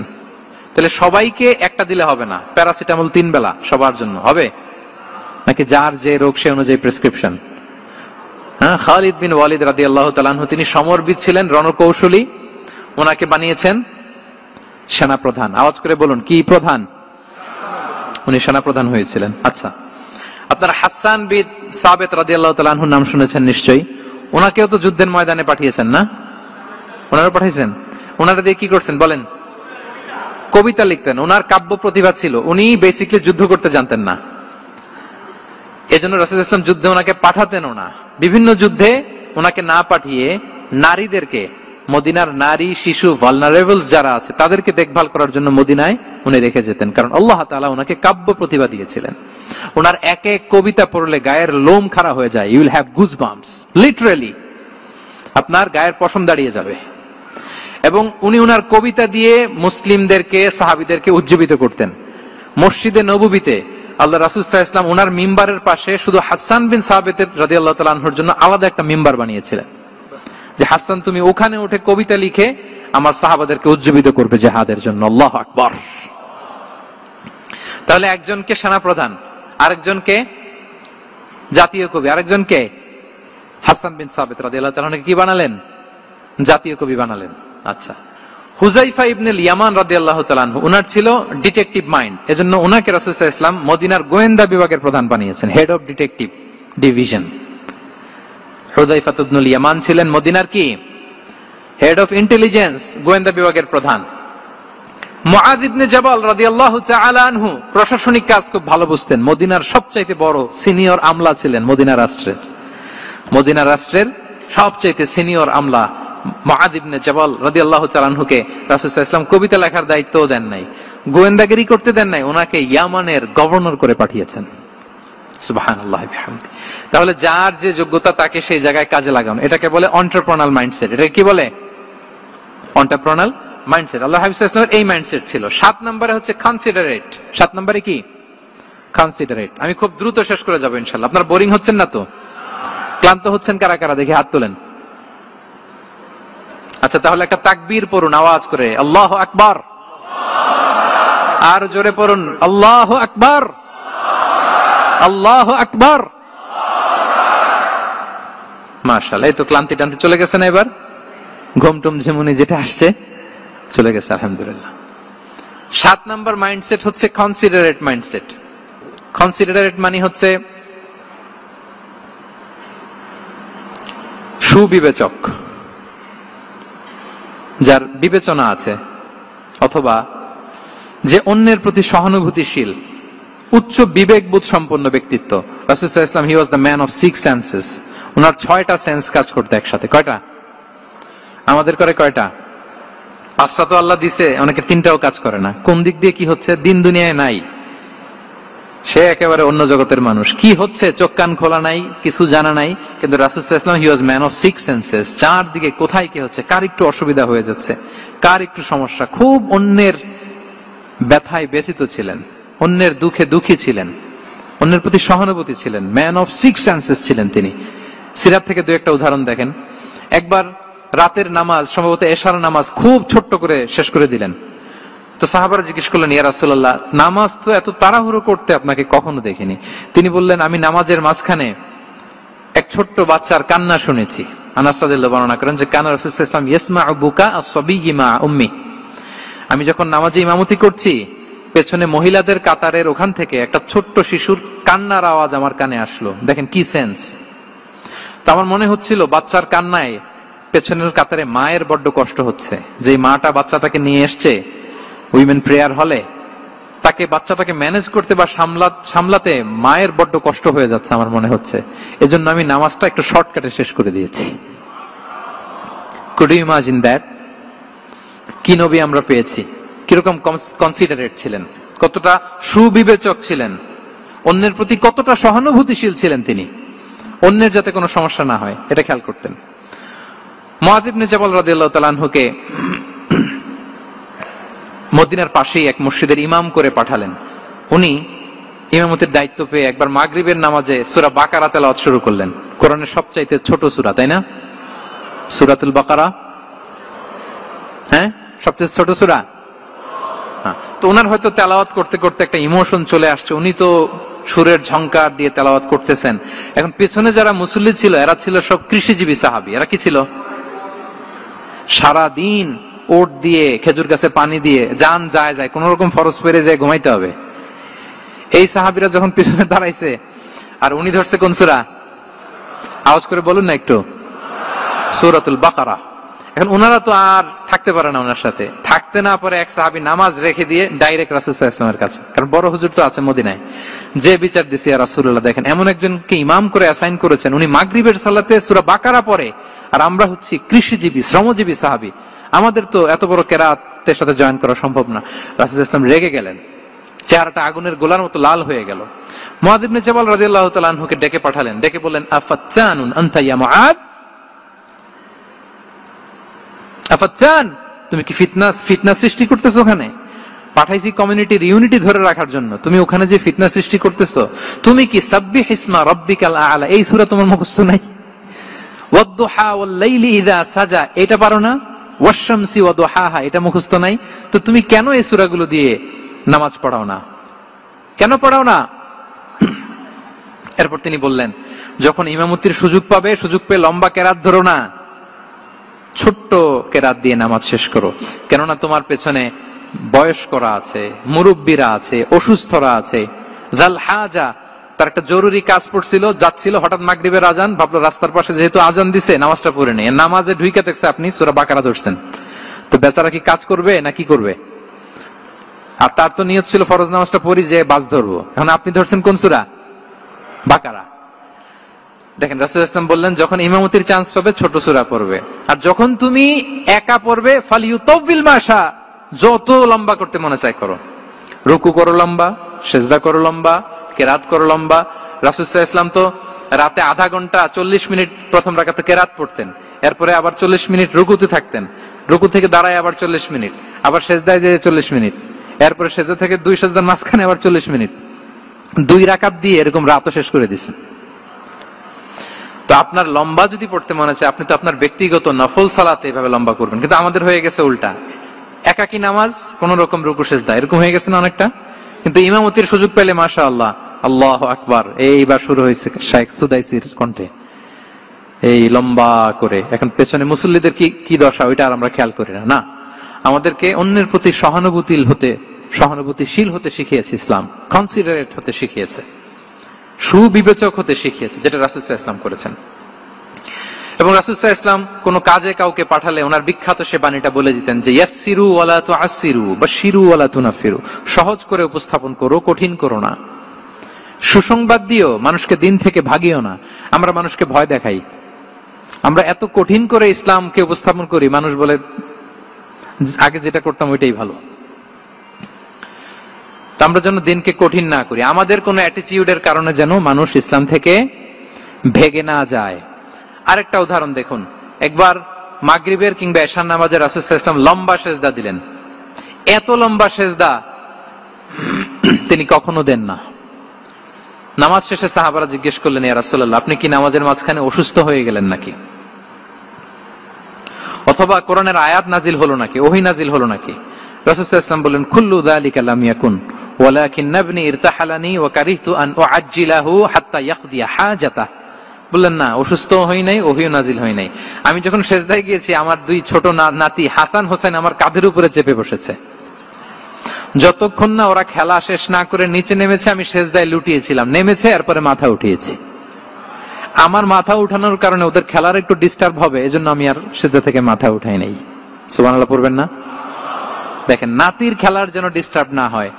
পেছনের মহিলা সারির এক বোনের নামাজের সমস্যা হচ্ছে, এগুলো উনি খেয়াল করতেন, ছোট্ট ছোট্ট বিষয়গুলো উনি খেয়াল করতেন। এটাকে বলে কনসিডারেট মাইন্ডসেট। কি বলে? তাহলে আমরা অন্যের প্রতি যেন সহানুভূতিশীল হই, নাকি শুধু নিজেরটাই দেখবো? অন্যেরটা দেখার দরকার আছে না নাই বলেন? আচ্ছা, 8 নাম্বার হচ্ছে ট্রান্সপারেন্সি। খাবো না। ট্রান্সপারেন্সি মানে হচ্ছে স্বচ্ছতা। ওনার জীবনের চাইতে, ওনার বায়োগ্রাফির চাইতে স্বচ্ছ বায়োগ্রাফি আপনি পাবেন না। No public and private dividation. And in the long history of time, no one's life has been recorded more transparently than the life of Prophet Muhammad sallallahu alaihi wasallam. রাসূল সাল্লাল্লাহু আলাইহি ওয়াসাল্লামের চেয়ে বেশি পৃথিবীতে এমন সেকেন্ড কোন পারসন আপনি দেখাতে পারবেন না যার জীবনের সবকিছু রেকর্ডেড। সবকিছু রেকর্ডেড। এরকম আছে? ঘরে কি করেছেন, বাইরে কি করেছেন, স্ত্রীর সাথে কি করেছেন, বন্ধুর সাথে কি করেছেন, সাহাবাদের সাথে কি করেছেন, শত্রুর সাথে কি করেছেন, অল আর রেকর্ডেড। সব and crystal clear, একেবারে স্বচ্ছ পানির মতো, স্ফটিক কাচের মতো ক্লিয়ার, ট্রান্সপারেন্ট। ওনার সব কাজে উনি স্বচ্ছতা বজায় রাখতে চাইতেন। কতটা স্বচ্ছ ছিলেন, একটা মজার ঘটনা শোনাই আপনাদেরকে। সহিহ বুখারীতে এসেছে, রমাদানের শেষ 10 দিন, the last 10 days of রমাদানে তিনি ইতিকাফ করতেন। তো ইতিকাফ অবস্থায় স্ত্রীরা এসে রাতে দেখা করে যেত, জরুরি কথা আলাপ থাকলে সেরে যেত। একবার রাতে সফিয়া বিনতে হুয়াই ইবনে আখতাব রাদিয়াল্লাহু তাআলা আনহা আসলেন, ওনার স্ত্রী। কথা হলো, এবার ওনাকে একটু এগিয়ে দিবেন। মসজিদ থেকে রাসূল সাল্লাল্লাহু আলাইহি ওয়াসাল্লাম বারান্দার দিকে পাশ দিয়ে আসলেন এগিয়ে দেওয়ার জন্য। ইন দ্য মিন টাইম, ভাই ভিডিও করবেন না, mobile should be in pocket. জি, বারবার বলবো না, পকেটে রাখবেন, অন্যদের ডিস্টার্ব হচ্ছে আমি দেখতেছি। হঠাৎ দুইজন আনসারী সাহাবী পাশ দিয়ে হেঁটে যাচ্ছেন। রাসূল সাল্লাল্লাহু আলাইহি ওয়াসাল্লাম আম্মাজানকে বিদায় দিবেন এখানে। হঠাৎ করে তিনি আওয়াজ করে বললেন, আলা রিসলিকুমা, এই দাঁড়াও। ওই সাহাবী দুইজন রাসূল সাল্লাল্লাহু আলাইহি ওয়াসাল্লামের সাথে কে এটা টের পায় নাই, বুঝতে পারে নাই। বোরকায় আবৃত কোন এক নারী দেখে রাসূল আর ওই নারীকে দেখে তারা আরো দ্রুত গতিতে হাঁটতে শুরু করে দিচ্ছে, আমরা চলে যাই এখান থেকে। দেখেন, রাসূল সাল্লাল্লাহু আলাইহি ওয়াসাল্লাম নিজের অবস্থানকে ট্রান্সপারেন্ট করার জন্য বললেন, আলা রিসলিকুমা, দাঁড়াও। দাঁড়ালেন। তখন রাসূল সাল্লাল্লাহু আলাইহি ওয়াসাল্লাম বললেন যে, ইন্নাহা উম্মুকুম সফিয়া, আমার পাশে যাকে দেখতে পাচ্ছো, বলে দেয়া ভালো যে সে কিন্তু অন্য কোন নারী নয়, সে তোমাদের মা উম্মুল মুমিনিন সফিয়া। সাহাবারা বলে, সুবহানাল্লাহ ইয়া রাসূলুল্লাহ, ইয়া রাসূলুল্লাহ, এ কেমন কথা? আপনি কেন আমাদের কাছে জবাবদিহি করতে যাচ্ছেন বা ক্লারিফাই করছেন? আপনার পাশে কোন নারী এত রাতে যদি দাঁড়িয়ে থাকে, তিনি তো আমাদের মাদের মধ্যে থেকেই তো একজন হবেন, কেন আপনি বলতেছেন? তখন রাসূল সাল্লাল্লাহু আলাইহি ওয়াসাল্লাম বললেন যে, না, ইন্না শাইতানা ইয়াজরি মিনাল ইনসানি মাজরাদ দাম, শয়তান মানুষের রগে রগে চলাচল করে। ওয়া ইন্নী খাশিতু আইয়ুকযিফা ফি কুলুবিকুমা শাররান, আরেক বর্ণনায় আছে শাইআন, আমার ভয় হয় হয়তো শয়তান কোন সন্দেহের উদ্রেক তোমাদের হৃদয়ে ঢুকায় দিতে পারে। সুবহানাল্লাহ। এজন্য আমি ক্লিয়ার করে দিলাম, এটা আমার বউ, আমার স্ত্রী, তোমাদের মা সফিয়া। দুজন সাহাবী যদি চলে যায়, এমন হতেই পারতো বাড়িতে যে একজন আরেকজনকে জিজ্ঞেস করতে পারতো যে, আচ্ছা নবীর পাশে যে কালো বোরকা পরা মহিলাটা ছিল দেখছো না, এটা কে? তখন একজন হয়তো বলতো, কে আর হবে, আমাদের মাই তো হবে, কোন এক মা। আরেকজন বলবে, আমাদের উম্মুল মুমিনের কেউ ছিল নাকি অন্য কেউ? এরকম একটা হুট করে সন্দেহের উদ্রেক মাথায় আসতে পারে না যে ওনার স্ত্রী ছিল না অন্য কেউ ছিল? আসতে পারে কি পারে না বলেন? ওই সন্দেহের অবকাশটুকু রাসূল সাল্লাল্লাহু আলাইহি ওয়াসাল্লাম রাখেন নাই। উনি বলে দিলেন যে, এটা তোমাদের মা, এটা সফিয়া। এই সন্দেহের অবকাশের কোনো সুযোগ নাই। তাহলে রাসূল সাল্লাল্লাহু আলাইহি ওয়াসাল্লামের পুরো লাইফ ছিল ট্রান্সপারেন্ট, একেবারে স্বচ্ছ। আমি অনেক পয়েন্টস নিয়ে এসেছি, ওটা 2-3 ঘন্টার আলোচনায় চলে যাবে। আমি প্রত্যেকটা পয়েন্টে একটা বা দুইটা ঘটনা দিয়ে শেষ করতেছি। তাহলে রাসূল সাল্লাল্লাহু আলাইহি ওয়াসাল্লামের লাইফ তিনি কত স্বচ্ছতার সাথে কাটিয়েছেন, এটা ক্লিয়ার না আমাদের সাথে? Transparent mindset. 9 নাম্বার হচ্ছে অ্যাপ্রিসিয়েটিভ। 9 নাম্বার কি? অর্থাৎ অন্যের প্রশংসা করা। আমরা অনেক সময় অন্য কেউ ভালো কাজ করলে অ্যাপ্রিসিয়েট করতে চাই না, আমরা গুণমুগ্ধ হই কিন্তু গুণগ্রাহী হতে চাই না, অন্যরে ক্রেডিট দিতে চাই না, তার ভালো কাজের স্বীকৃতি দিতে চাই না। হয়তো আমার দলের লোক না, বা আমার চিন্তার লোক না, বা আমার সার্কেলের লোক না, তার প্রশংসা করতে চাই না, তার গুণগ্রাহী হতে চাই না। এরকম মেন্টালিটি আমরা অনেকে ক্যারি করি না? রাসূল সাল্লাল্লাহু আলাইহি ওয়াসাল্লাম এটা করেননি। ভালো কিছু দেখলে মুসলিম হোক অমুসলিম হোক অ্যাপ্রিসিয়েট করতেন। Basically he develop the culture of appreciation. এটা আমাদের করতে হবে। আপনার ছেলে ভালো কিছু করেছে, এপ্রিসিয়েট করেন, ও কনফিডেন্স ফিরে পাবে। আপনার স্ত্রী ভালো রান্না করেছে, এপ্রিসিয়েট করেন, সে আনন্দিত হবে। আপনার বন্ধু ভালো কিছু একটা করেছে, তাকে ইন্সপায়ার করেন, এপ্রিসিয়েট করেন। রাসূল সাল্লাল্লাহু আলাইহি ওয়াসাল্লাম একবার এক বৈঠকে 8 জন সাহাবীকে 8টা কমপ্লিমেন্ট দিয়েছেন, 8টা এপ্রিসিয়েশন দিয়েছেন। তিনি বলেছেন, আরহামু উম্মতি বি উম্মতি আবু বকর। দেখেন, 8 জন সাহাবীর 8টা গুণের বর্ণনা দিচ্ছেন। তিনি বললেন, আমার উম্মতের মধ্যে সবচাইতে রহম দিলের সাহাবী হচ্ছে কে? সবাই বলুন তো কে? আবু বকর রাদিয়াল্লাহু তাআলা। এত রহম দিলের ছিলেন, উনি যখন আল্লাহ রাসূল সাল্লাল্লাহু আলাইহি ওয়াসাল্লামের ইন্তেকালের পরে মসজিদে নববীতে যখন নামাজে দাঁড়াতেন, কান্নার চোটে উনি কেরাতই পড়তে পারতেন না। কমপ্লেন করতো সাহাবারা যে আমরা তো কেরাত বুঝি না, একটু স্পষ্ট করে পড়েন, কান্না একটু থামান। কেন কাঁদতেন? কারণ উনি যখন নামাজে দাঁড়াতেন ওনার ফিলিংসটা হতো এরকম যে কাইফা আকুমু মাকামা রাসূলিল্লাহ, আমি রাসূলের জায়গায় কিভাবে দাঁড়াই? এখানে তো আমার রাসূল দাঁড়িয়ে ইমামতি করেছেন, আমি নবীর জায়গায় দাঁড়িয়ে কিভাবে নামাজটা পড়াই? এই অনুভব থেকে উনি যে কাঁদতে শুরু করতেন, এই কান্নার ধাক্কায় উনি আর তেলাওয়াতই আগাতে পারতেন না। আরহামু উম্মতি বি উম্মতি আবু বকর। আমার উম্মতের মধ্যে সবচেয়ে রহম দিলের হচ্ছেন আবু বকর। ও আসাদ্দুহুম ফি আমরিল্লাহি উমর। দেখেন, প্রশংসা করতেছেন। আর আমার উম্মতের মধ্যে আল্লাহর দ্বীন বাস্তবায়নে সবচাইতে কঠোর হচ্ছে ওমর। মুনাফিকরা ওনাকে জমের মতো ভয় পেত, ইভেন শয়তান ভয় পেত। রাসূল সাল্লাল্লাহু আলাইহি ওয়াসাল্লাম বলেন, ওমর তুমি যদি এই রাস্তা দিয়ে হাঁটো, শয়তান যদি দেখতে পায়, শয়তান এই রাস্তা রেখে দিয়ে অন্য কোনো রাস্তা থাকলে ওইটা দিয়ে হাঁটে। সুবহানাল্লাহ বিহামদি। আমাদের অনেক সময় এমন হয় না যে আমাদের বাচ্চারা, ছেলে মেয়েরা খেতে চায় না, আমাদের নাতি নাতনিরা খেতে চায় না, মায়েরা খাবার নিয়ে পেছনে পেছনে ঘুরে, আর তখন ভয় দেখায়, এই রাত্রিবেলা তাড়াতাড়ি খাও, ওই যে বাঘ আসবে বাঘ, বিড়াল আসবে বিড়াল, তাড়াতাড়ি না খেলে কিন্তু ভূত আসবে ভূত। এরকম বলেন আপনারা? বলেন না? এই দায়িত্ব তো আপনাদের কাঁধে থাকে না? তো ওই যে আমাদের বোনরা বলতে পারবে, বোনরা খাবার নিয়ে ঠিকই রাত্রিবেলায় বাচ্চাদের পেছনে পেছনে এরকম দৌড়াতে হয়। তো কি বলতে হয় যে এই ভূত আসলো ভূত, ওই যে বিড়াল আসলো বিড়াল, কুকুর আসলো, এগুলো বললে বাচ্চারা আবার ভয় পায়, তাড়াতাড়ি করে খায়। তো মদিনাতেও মদিনার বাচ্চারা খেতে চাইতো না। তো খেতে না চাইলে মায়েরা ভূত আসতেছে, ভাল্লুক আসতেছে এগুলো না বলে বলতো, হা হুয়া ইয়াতি উমর, ইয়াতি উমর, তাড়াতাড়ি খাও তাড়াতাড়ি খাও, ওই যে ওমর আসতেছে ওমর। সুবহানাল্লাহ বিহামদি। ওয়া আশাদ্দুহুম ফি আমরিল্লাহি উমর। আল্লাহর দ্বীন বাস্তবায়নে সবচেয়ে কঠোর ছিলেন ওমর রাদিয়াল্লাহু তাআলা আনহু। ওয়া আসদাকুহুম হায়াআন উসমান। সবচেয়ে লাজুক সাহাবী ছিলেন উসমান রাদিয়াল্লাহু তাআলা আনহু। শুধু অর্থ বলে যাই। ওয়া আকরাউহুম লিকিতাবিল্লাহি উবাই ইবনে কাব। সবচেয়ে কোরআনের ভালো কিরাত পড়তে পারতেন উবাই ইবনে কাব। আফরাদুহুম যায়েদ ইবনে সাবিত। উত্তরাধিকার বন্টনের নীতিমালা, ফারায়েজের জ্ঞান ছিল যায়েদ ইবনে সাবিত রাদিয়াল্লাহু তাআলা। ওয়া আ'লামুহুম বিল হালালি ওয়াল হারামি মুআদ ইবনে জাবাল। এই উম্মতের হালাল হারামের স্পেশালিস্ট সাহাবী হচ্ছেন মুআদ ইবনে জাবাল। আলা ওয়া ইন্না লিকুল্লি উম্মাতিন আমিনান ওয়া আমিনা হাযিহিল উম্মাহ আবু উবাইদা ইবনুল জাররাহ।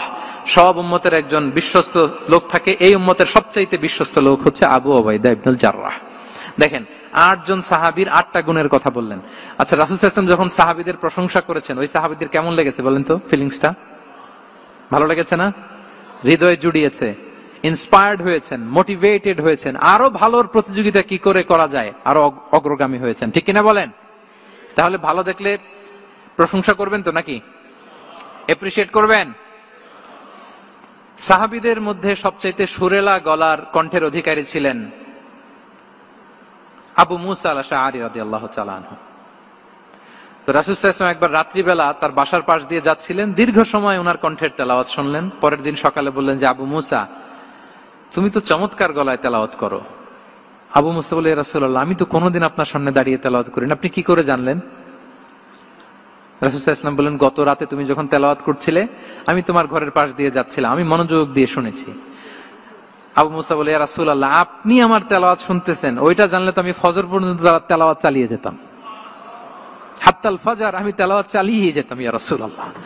আল্লাহ রাসূল সাল্লাল্লাহু আলাইহি ওয়াসাল্লাম তখন বললেন, লাকাদ উতিতা মিজমারান মিন মাজামিরি আলি দাউদ।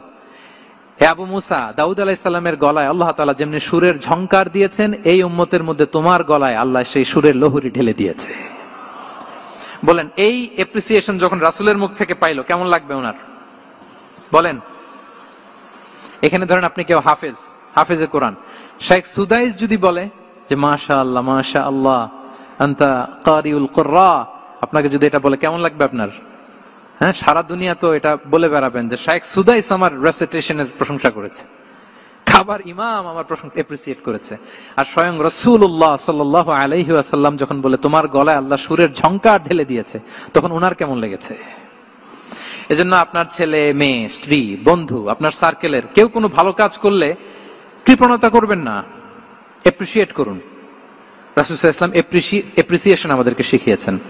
ইভেন মুখাইরিক নামে এক ইহুদি ছিল, মদিনার সব ইহুদিরা বিট্রে করেছে, কিন্তু এই মুখাইরিক নামে এক ইহুদি উহুদের যুদ্ধে মুসলিমদের পক্ষে লড়াই করে নিহত হয়েছে। সে তার কথা রেখেছে। মুসলিম সাহাবীদের শহীদদের লাশের সাথে যখন এই ইহুদি তার লাশও আনা হলো, রাসূল সাল্লাল্লাহু আলাইহি ওয়াসাল্লাম তার দিকে তাকায় বললেন, মুখাইরিক খায়রু ইয়াহুদ, Mukhayriq is the best among Jewish. তিনি বললেন, মুখাইরিক, এই পৃথিবীতে যত ইহুদি আছে এখানকার ইহুদিদের মধ্যে মুখাইরিক হচ্ছে সবচেয়ে শ্রেষ্ঠ ইহুদি। দেখেন, মুখাইরিক কোন ধর্মের ছিলেন? মুসলিম নাকি? কোন ধর্মের? ইহুদি হওয়ার পরেও তাকে এপ্রিসিয়েশন করতে রাসূল সাল্লাল্লাহু আলাইহি ওয়াসাল্লাম ভুলেন নাই। তাহলে আমরা যেন এপ্রিসিয়েটিভ মাইন্ডসেটের অধিকারী হই। কটা গেল? 10 নম্বরে হচ্ছে ফ্লেক্সিবল। 10 নম্বরে কি? ফ্লেক্সিবল, মানে কোন বিষয়ে খুব অনড় হয়ে থাকা, এটা রাসূল সাল্লাল্লাহু আলাইহি ওয়াসাল্লাম ছিলেন না, ফ্লেক্সিবল ছিলেন। আমরা অনেক সময় বলি না যে ভাই আপনি কি 9টায় আসতে পারবেন না 10টায়? বলে আম ফ্লেক্সিবল উইথ দিস, মানে যেটা বলবেন আমার সমস্যা। এরকম ইজি গোয়িং ছিলেন উনি, গো ধরে থাকতেন না, যে কোনো পরিস্থিতিকে সামলে নিতেন। ফ্লেক্সিবল হচ্ছে যে কোনো পরিবেশ পরিস্থিতির সাথে নিজেকে মানিয়ে নেওয়া, খাপ খাওয়া, নিজেকে সামলে নেওয়া, সলিউশন বের করে ফেলা, এটা রাসূল সাল্লাল্লাহু আলাইহি ওয়াসাল্লামের ছিল। এটাকে বলে ফ্লেক্সিবল মাইন্ডসেট। নাজরানের 60 জন খ্রিস্টান পাদ্রী এসেছিল মদিনায় দেখা করতে। কোন ধর্মের? খ্রিস্টান। সবাই আওয়াজ করে বলুন, কোন ধর্মের? খ্রিস্টান। এখন এত মানুষকে সম্মানিত মেহমান উনি কোথায় বসতে দিবেন? পরামর্শ করলেন কোথায় বসতে দেওয়া যায়। এক সাহাবী বলে, আমার কাছে কিছু খেজুর পাতা আছে, ওটা বিছায়া একটা জায়গা করি, ওখানে বসি। রাসূল সাল্লাল্লাহু আলাইহি ওয়াসাল্লাম বললেন, না, দামি মেহমান, এটা হয়। আরেকজন বলে, বিকেল বেলায় তো সূর্য পড়ে যাবে, পাহাড়ের ছায়ায় উহুদ পাহাড়ের ওই পাশে যেয়ে বসি। রাসূল সাল্লাল্লাহু আলাইহি ওয়াসাল্লাম বললেন, না, এটাও তো হয় না। বলতে বলতে ওই 60 জন পাদ্রী চলেই আসছেন এই মানে বিদেশি মেহমান, ফরেন ডেলিগেশন। কি করবেন? রাসূল সাল্লাল্লাহু আলাইহি ওয়াসাল্লাম 60 জনকে মসজিদে নববীর ভেতরে নিয়ে বসালেন। সুবহানাল্লাহ পড়তে পারলেন না? মসজিদে নববীর ভেতরে বসালেন। এবং সিরাতে ইবনে ইসহাকে এসেছে যে তখন ওদের আবার ইবাদতের সময় হয়েছে, রাসূল সাল্লাল্লাহু আলাইহি ওয়াসাল্লাম তাদেরকে ইবাদতের সুযোগ দিয়েছেন। তাদের কিবলা পূর্ব দিকে, তারা পূর্ব দিকে হয়ে 60 জন ওখানে ইবাদত করেছে, তাদের ধর্ম রীতি অনুযায়ী সালাত আদায় করেছে। দেখেন কতটা ফ্লেক্সিবল ছিলেন রাসূল সাল্লাল্লাহু আলাইহি ওয়াসাল্লাম। ফজরের সালাতের পরে ঘরে ঢুকেই আম্মা জান আয়েশাকে জিজ্ঞেস করতেন, কোনো খাবার আছে? আম্মা জান আয়েশা যদি বলতেন আছে, তিনি সেটা খেতেন। কোনদিন যদি বলতেন না ইয়া রাসূলুল্লাহ, ঘরে তো খাবার নাই, তখন রাসূল সাল্লাল্লাহু আলাইহি ওয়াসাল্লাম বলতেন, ফা ইন্নী সাইম, অসুবিধা নাই, খাবার যেহেতু নাই আমি রোজা রেখে দিলাম। কত ইজি গোয়িং। আচ্ছা, আমরা হলে কি করতাম বলেন তো? ফজরের পরে ঘরে গেছেন, আপনি বড় সাহেব না, এবার যাওয়ার পরে জিজ্ঞেস করছেন কি আছে, খাবার দাও। যদি বলে ঘরে কিছু নাই, কি বলবেন? দেখি কয়েকটা উত্তর আসুক। ফজরে মসজিদে অনেক কিছু করে টোরে ক্ষুধা পেটে ঘরে গেলেন, যে বললেন যে টেবিলে বসে বললেন যে খাবার দাও, এখন বলে যে কিছু নাই ঘরে, কি উত্তর আসবে? এখান থেকে একটা উত্তর আসুক, বলেন কি বলবেন? হ্যাঁ, খবর আছে? এই তো, এদিকে বলেন, আপনি কি বলবেন? আপনারা আলহামদুলিল্লাহ বলে না, কিন্তু বাসায় বলে না। পিছনে ভাবিরা আছে, এখন কিন্তু রিপোর্ট নেওয়া যাবে সহজে। তো যদি আমরা আলহামদুলিল্লাহ বলি, that is called easy going and flexible mindset. এটাই হওয়া উচিত। খাবার থাকলে খেতেন, না থাকলে বলতেন okay I am fasting, it's not a big deal, ফা ইন্নী সাইম। যেহেতু নাই কি আর করবো, আমি রোজা রেখে দিলাম, এরকম ইজি গোয়িং ছিলেন। দেখেন, his life was so simple but so special. হ্যাঁ, মুহাম্মদ সাল্লাল্লাহু আলাইহি ওয়াসাল্লাম তাহলে ফ্লেক্সিবল ছিলেন। কয়টা গেল? আর কয়টা বাকি? আচ্ছা, 5 মিনিটে শেষ করে দেই। 11 নাম্বার হচ্ছে অপটিমিস্টিক মাইন্ডসেটের অধিকারী ছিলেন। অপটিমিস্টিক, পেসিমিস্টিক ছিলেন না, মানে ইতিবাচক চিন্তা করতেন সবসময়। সবসময় কি চিন্তা করতেন? আপনি আজকের এই হল রুমের কিছু ভুল ধরতে পারবেন না? যদি বলে যে কয়েকটা ভুল ধরেন, বলবেন যে এই সমস্যা, সাউন্ডের সমস্যা, ওইদিকে এটা নাই, ওইদিকে এটা নাই, এটা হচ্ছে ভুল। আপনি পেসিমিস্টিকটা ধরলেন। এবার যদি বলা হয় আজকের এই প্রোগ্রামের কয়েকটা পজিটিভ দিক বলেন, তখন আপনি কিন্তু কয়েকটা পয়েন্ট বের করতে পারবেন যে এটা ছিল একটা ইতিবাচক দিক, এই প্রোগ্রামের এটা ছিল একটা পজিটিভ দিক। তো রাসূল সাল্লাল্লাহু আলাইহি ওয়াসাল্লাম ওই পজিটিভ দিকগুলোতে ফোকাস করতেন। হ্যাঁ, come back positive, not go back negative. রাসূল সাল্লাল্লাহু আলাইহি ওয়াসাল্লামের কাছে এসে যদি কেউ বলতে, ইয়া রাসূলুল্লাহ আমি খুব অসুস্থ, আমি খুবই অসুস্থ, রাসূল সাল্লাল্লাহু আলাইহি ওয়াসাল্লাম কি বলতেন জানেন? জি, রাসূল সাল্লাল্লাহু আলাইহি ওয়াসাল্লাম বলতেন লা বাসা আলাইকা তুহুরুন ইনশাআল্লাহ। ইয়া রাসূলুল্লাহ আমি অসুস্থ। রাসূল সাল্লাল্লাহু আলাইহি ওয়াসাল্লাম বলতেন আরে don't worry, it will cleanse up you from your sins if আল্লাহ উইশ। ইনশাআল্লাহ এতে তোমার যে গুনাহ টুনা আছে, পাপ আছে, এই পাপগুলোকে আল্লাহ তাআলা এই অসুস্থতা দিয়ে মোচন করে দিচ্ছেন। পড়েন সুবহানাল্লাহ। তাহলে আপনি অসুস্থতার মধ্যে একটু হালকা হলেন না, যে জ্বরে ভুগতেছি কিন্তু এই জ্বরে নাকি আমার গুনাহ মাফ হয়ে যায়। পেটের ব্যথায় আক্রান্ত, মাথা ব্যথায় আক্রান্ত, কিন্তু এটাতে নাকি আল্লাহ আমার পাপ মোচন করে দেয়, তাহলে একটু ভালো লাগবে না? তাহলে দেখেন, একটা কঠিন পরিবেশকে রাসূল সাল্লাল্লাহু আলাইহি ওয়াসাল্লাম সহজ করতেন। অসুস্থ শুনলেই লা বাস তুহুরুন ইনশাআল্লাহ, আর কিছু হবে না, আল্লাহ তোমার গুনাহ মাফ করে দিচ্ছে। অসুস্থ ব্যক্তি দেখলেই মাথায় হাত দিয়ে দোয়া করতেন, আল্লাহুম্মা রাব্বান নাস আযহিবিল বাস ইশফি আনতাশ শাফি লা শিফাআ ইল্লা শিফাউক শিফাআন লা ইগাদিরু সাকামা। উজ্জীবিত হয়ে যেত অসুস্থ ব্যক্তি। আমরা কি করি? আমরা কি করি? কাউকে অসুস্থ দেখলে, রোগাক্রান্ত দেখলে, ওই রোগে সবচাইতে কষ্ট পেয়ে যে মারা গেছে তার ঘটনা বলা শুরু করি। যাই রে ভাই, আপনার ক্যান্সার, আমার এক খালা ছিল, ক্যান্সারের 4th স্টেজে চলে গেছিল, 14টা কেমো দেয়া লাগছে, এই যে ফিরিস্তি একেবারে ওনার দাফন কাফন পর্যন্ত। এখন বলেন, ওই লোক যাও সুস্থ ছিল, এখন আর সুস্থ থাকবে? কথা বলেন, থাকবে? একটা দিব্যি সুস্থ মানুষকে যদি আপনি বলেন ভাই আপনাকে দেখতে কেমন যেন একটু রোগা রোগা লাগতেছে, অসুস্থ নাকি? এরপরে প্ল্যান করে ধরেন আপনি বললেন, উনি আবার ওদিকে যাওয়ার পরে আরেকজনকে প্ল্যান করে বলতে বললেন, বললো ভাই ব্যাপার কি, চেহারাটা কেমন শুকনা শুকনা। এরকম 5 জন বলার পরে ওই বিকেলে কাঁথা গায়ে দিয়ে শুয়ে ফেলবে বিছানায়। তবে আপনি অসুস্থ এমনি বানাই ফেলছেন। কিন্তু রাসূলুল্লাহ সাল্লাল্লাহু আলাইহি ওয়া আলিহি ওয়াসাল্লাম উনি বলতেন লা বাস আলাইক তুহুরুন ইনশাআল্লাহ, আরে সুস্থ হয়ে যাবা। এজন্য দেখতে গেলে আপনি উৎসাহিত করবেন, বলবেন আরে ভাই আপনারা তো খুব সুস্থ লাগতেছে। কে বলছে আপনি অসুস্থ? অসুস্থতার কোনো ছোঁয়াই তো আপনার মধ্যে নাই। হ্যাঁ, you are looking very fine, চমৎকার লাগতেছে আপনার, কে বলছে? তো ভালো হয়ে যাচ্ছেন। এটা বললে উনি আশা পায়। আর আপনি যদি ওই রোগে সবচেয়ে কষ্ট পেয়ে যে মারা গেল, এই ঘটনা যদি ওনারে শোনান, উনি বাঁচবে বলেন? তাহলে আমরা মানুষকে উৎসাহিত করব, অপটিমিস্টিক হব, পেসিমিস্টিক হব না। এবার বলুন, হুনাইনের যুদ্ধে, কুইজ, হুনাইনের যুদ্ধ কত হিজরিতে হয়েছিল? কত? 7ম, 8ম? হ্যাঁ, মাত্র 2-4 জন বলতেছে। আমাদের ওই যে হাসানা ফাউন্ডেশনের একটা সিরা অলিম্পিয়াড চলতেছে, এটাতে অংশগ্রহণ করতে হবে আপনাদের। আমরা প্রতিদিন একটা করে কুইজ জানান দিচ্ছি মানুষদেরকে, একেবারে সব মুখস্থ হয়ে যাবে ইনশাআল্লাহ। তাহলে 8ম হিজরিতে হাওয়াজিন বনু সাকিব গোত্রের বিশাল ব্যাটালিয়ন নিয়ে ওরা আসছে, এবং ওরা আসছে যে আমরা শুধু একা যাব না, আমাদের স্ত্রী, বাচ্চা কাচ্চা, আমাদের যার ঘরে যত সম্পদ আছে সব নিয়ে মরুভূমিতে যাব। এটা নিয়ে যাব কেন?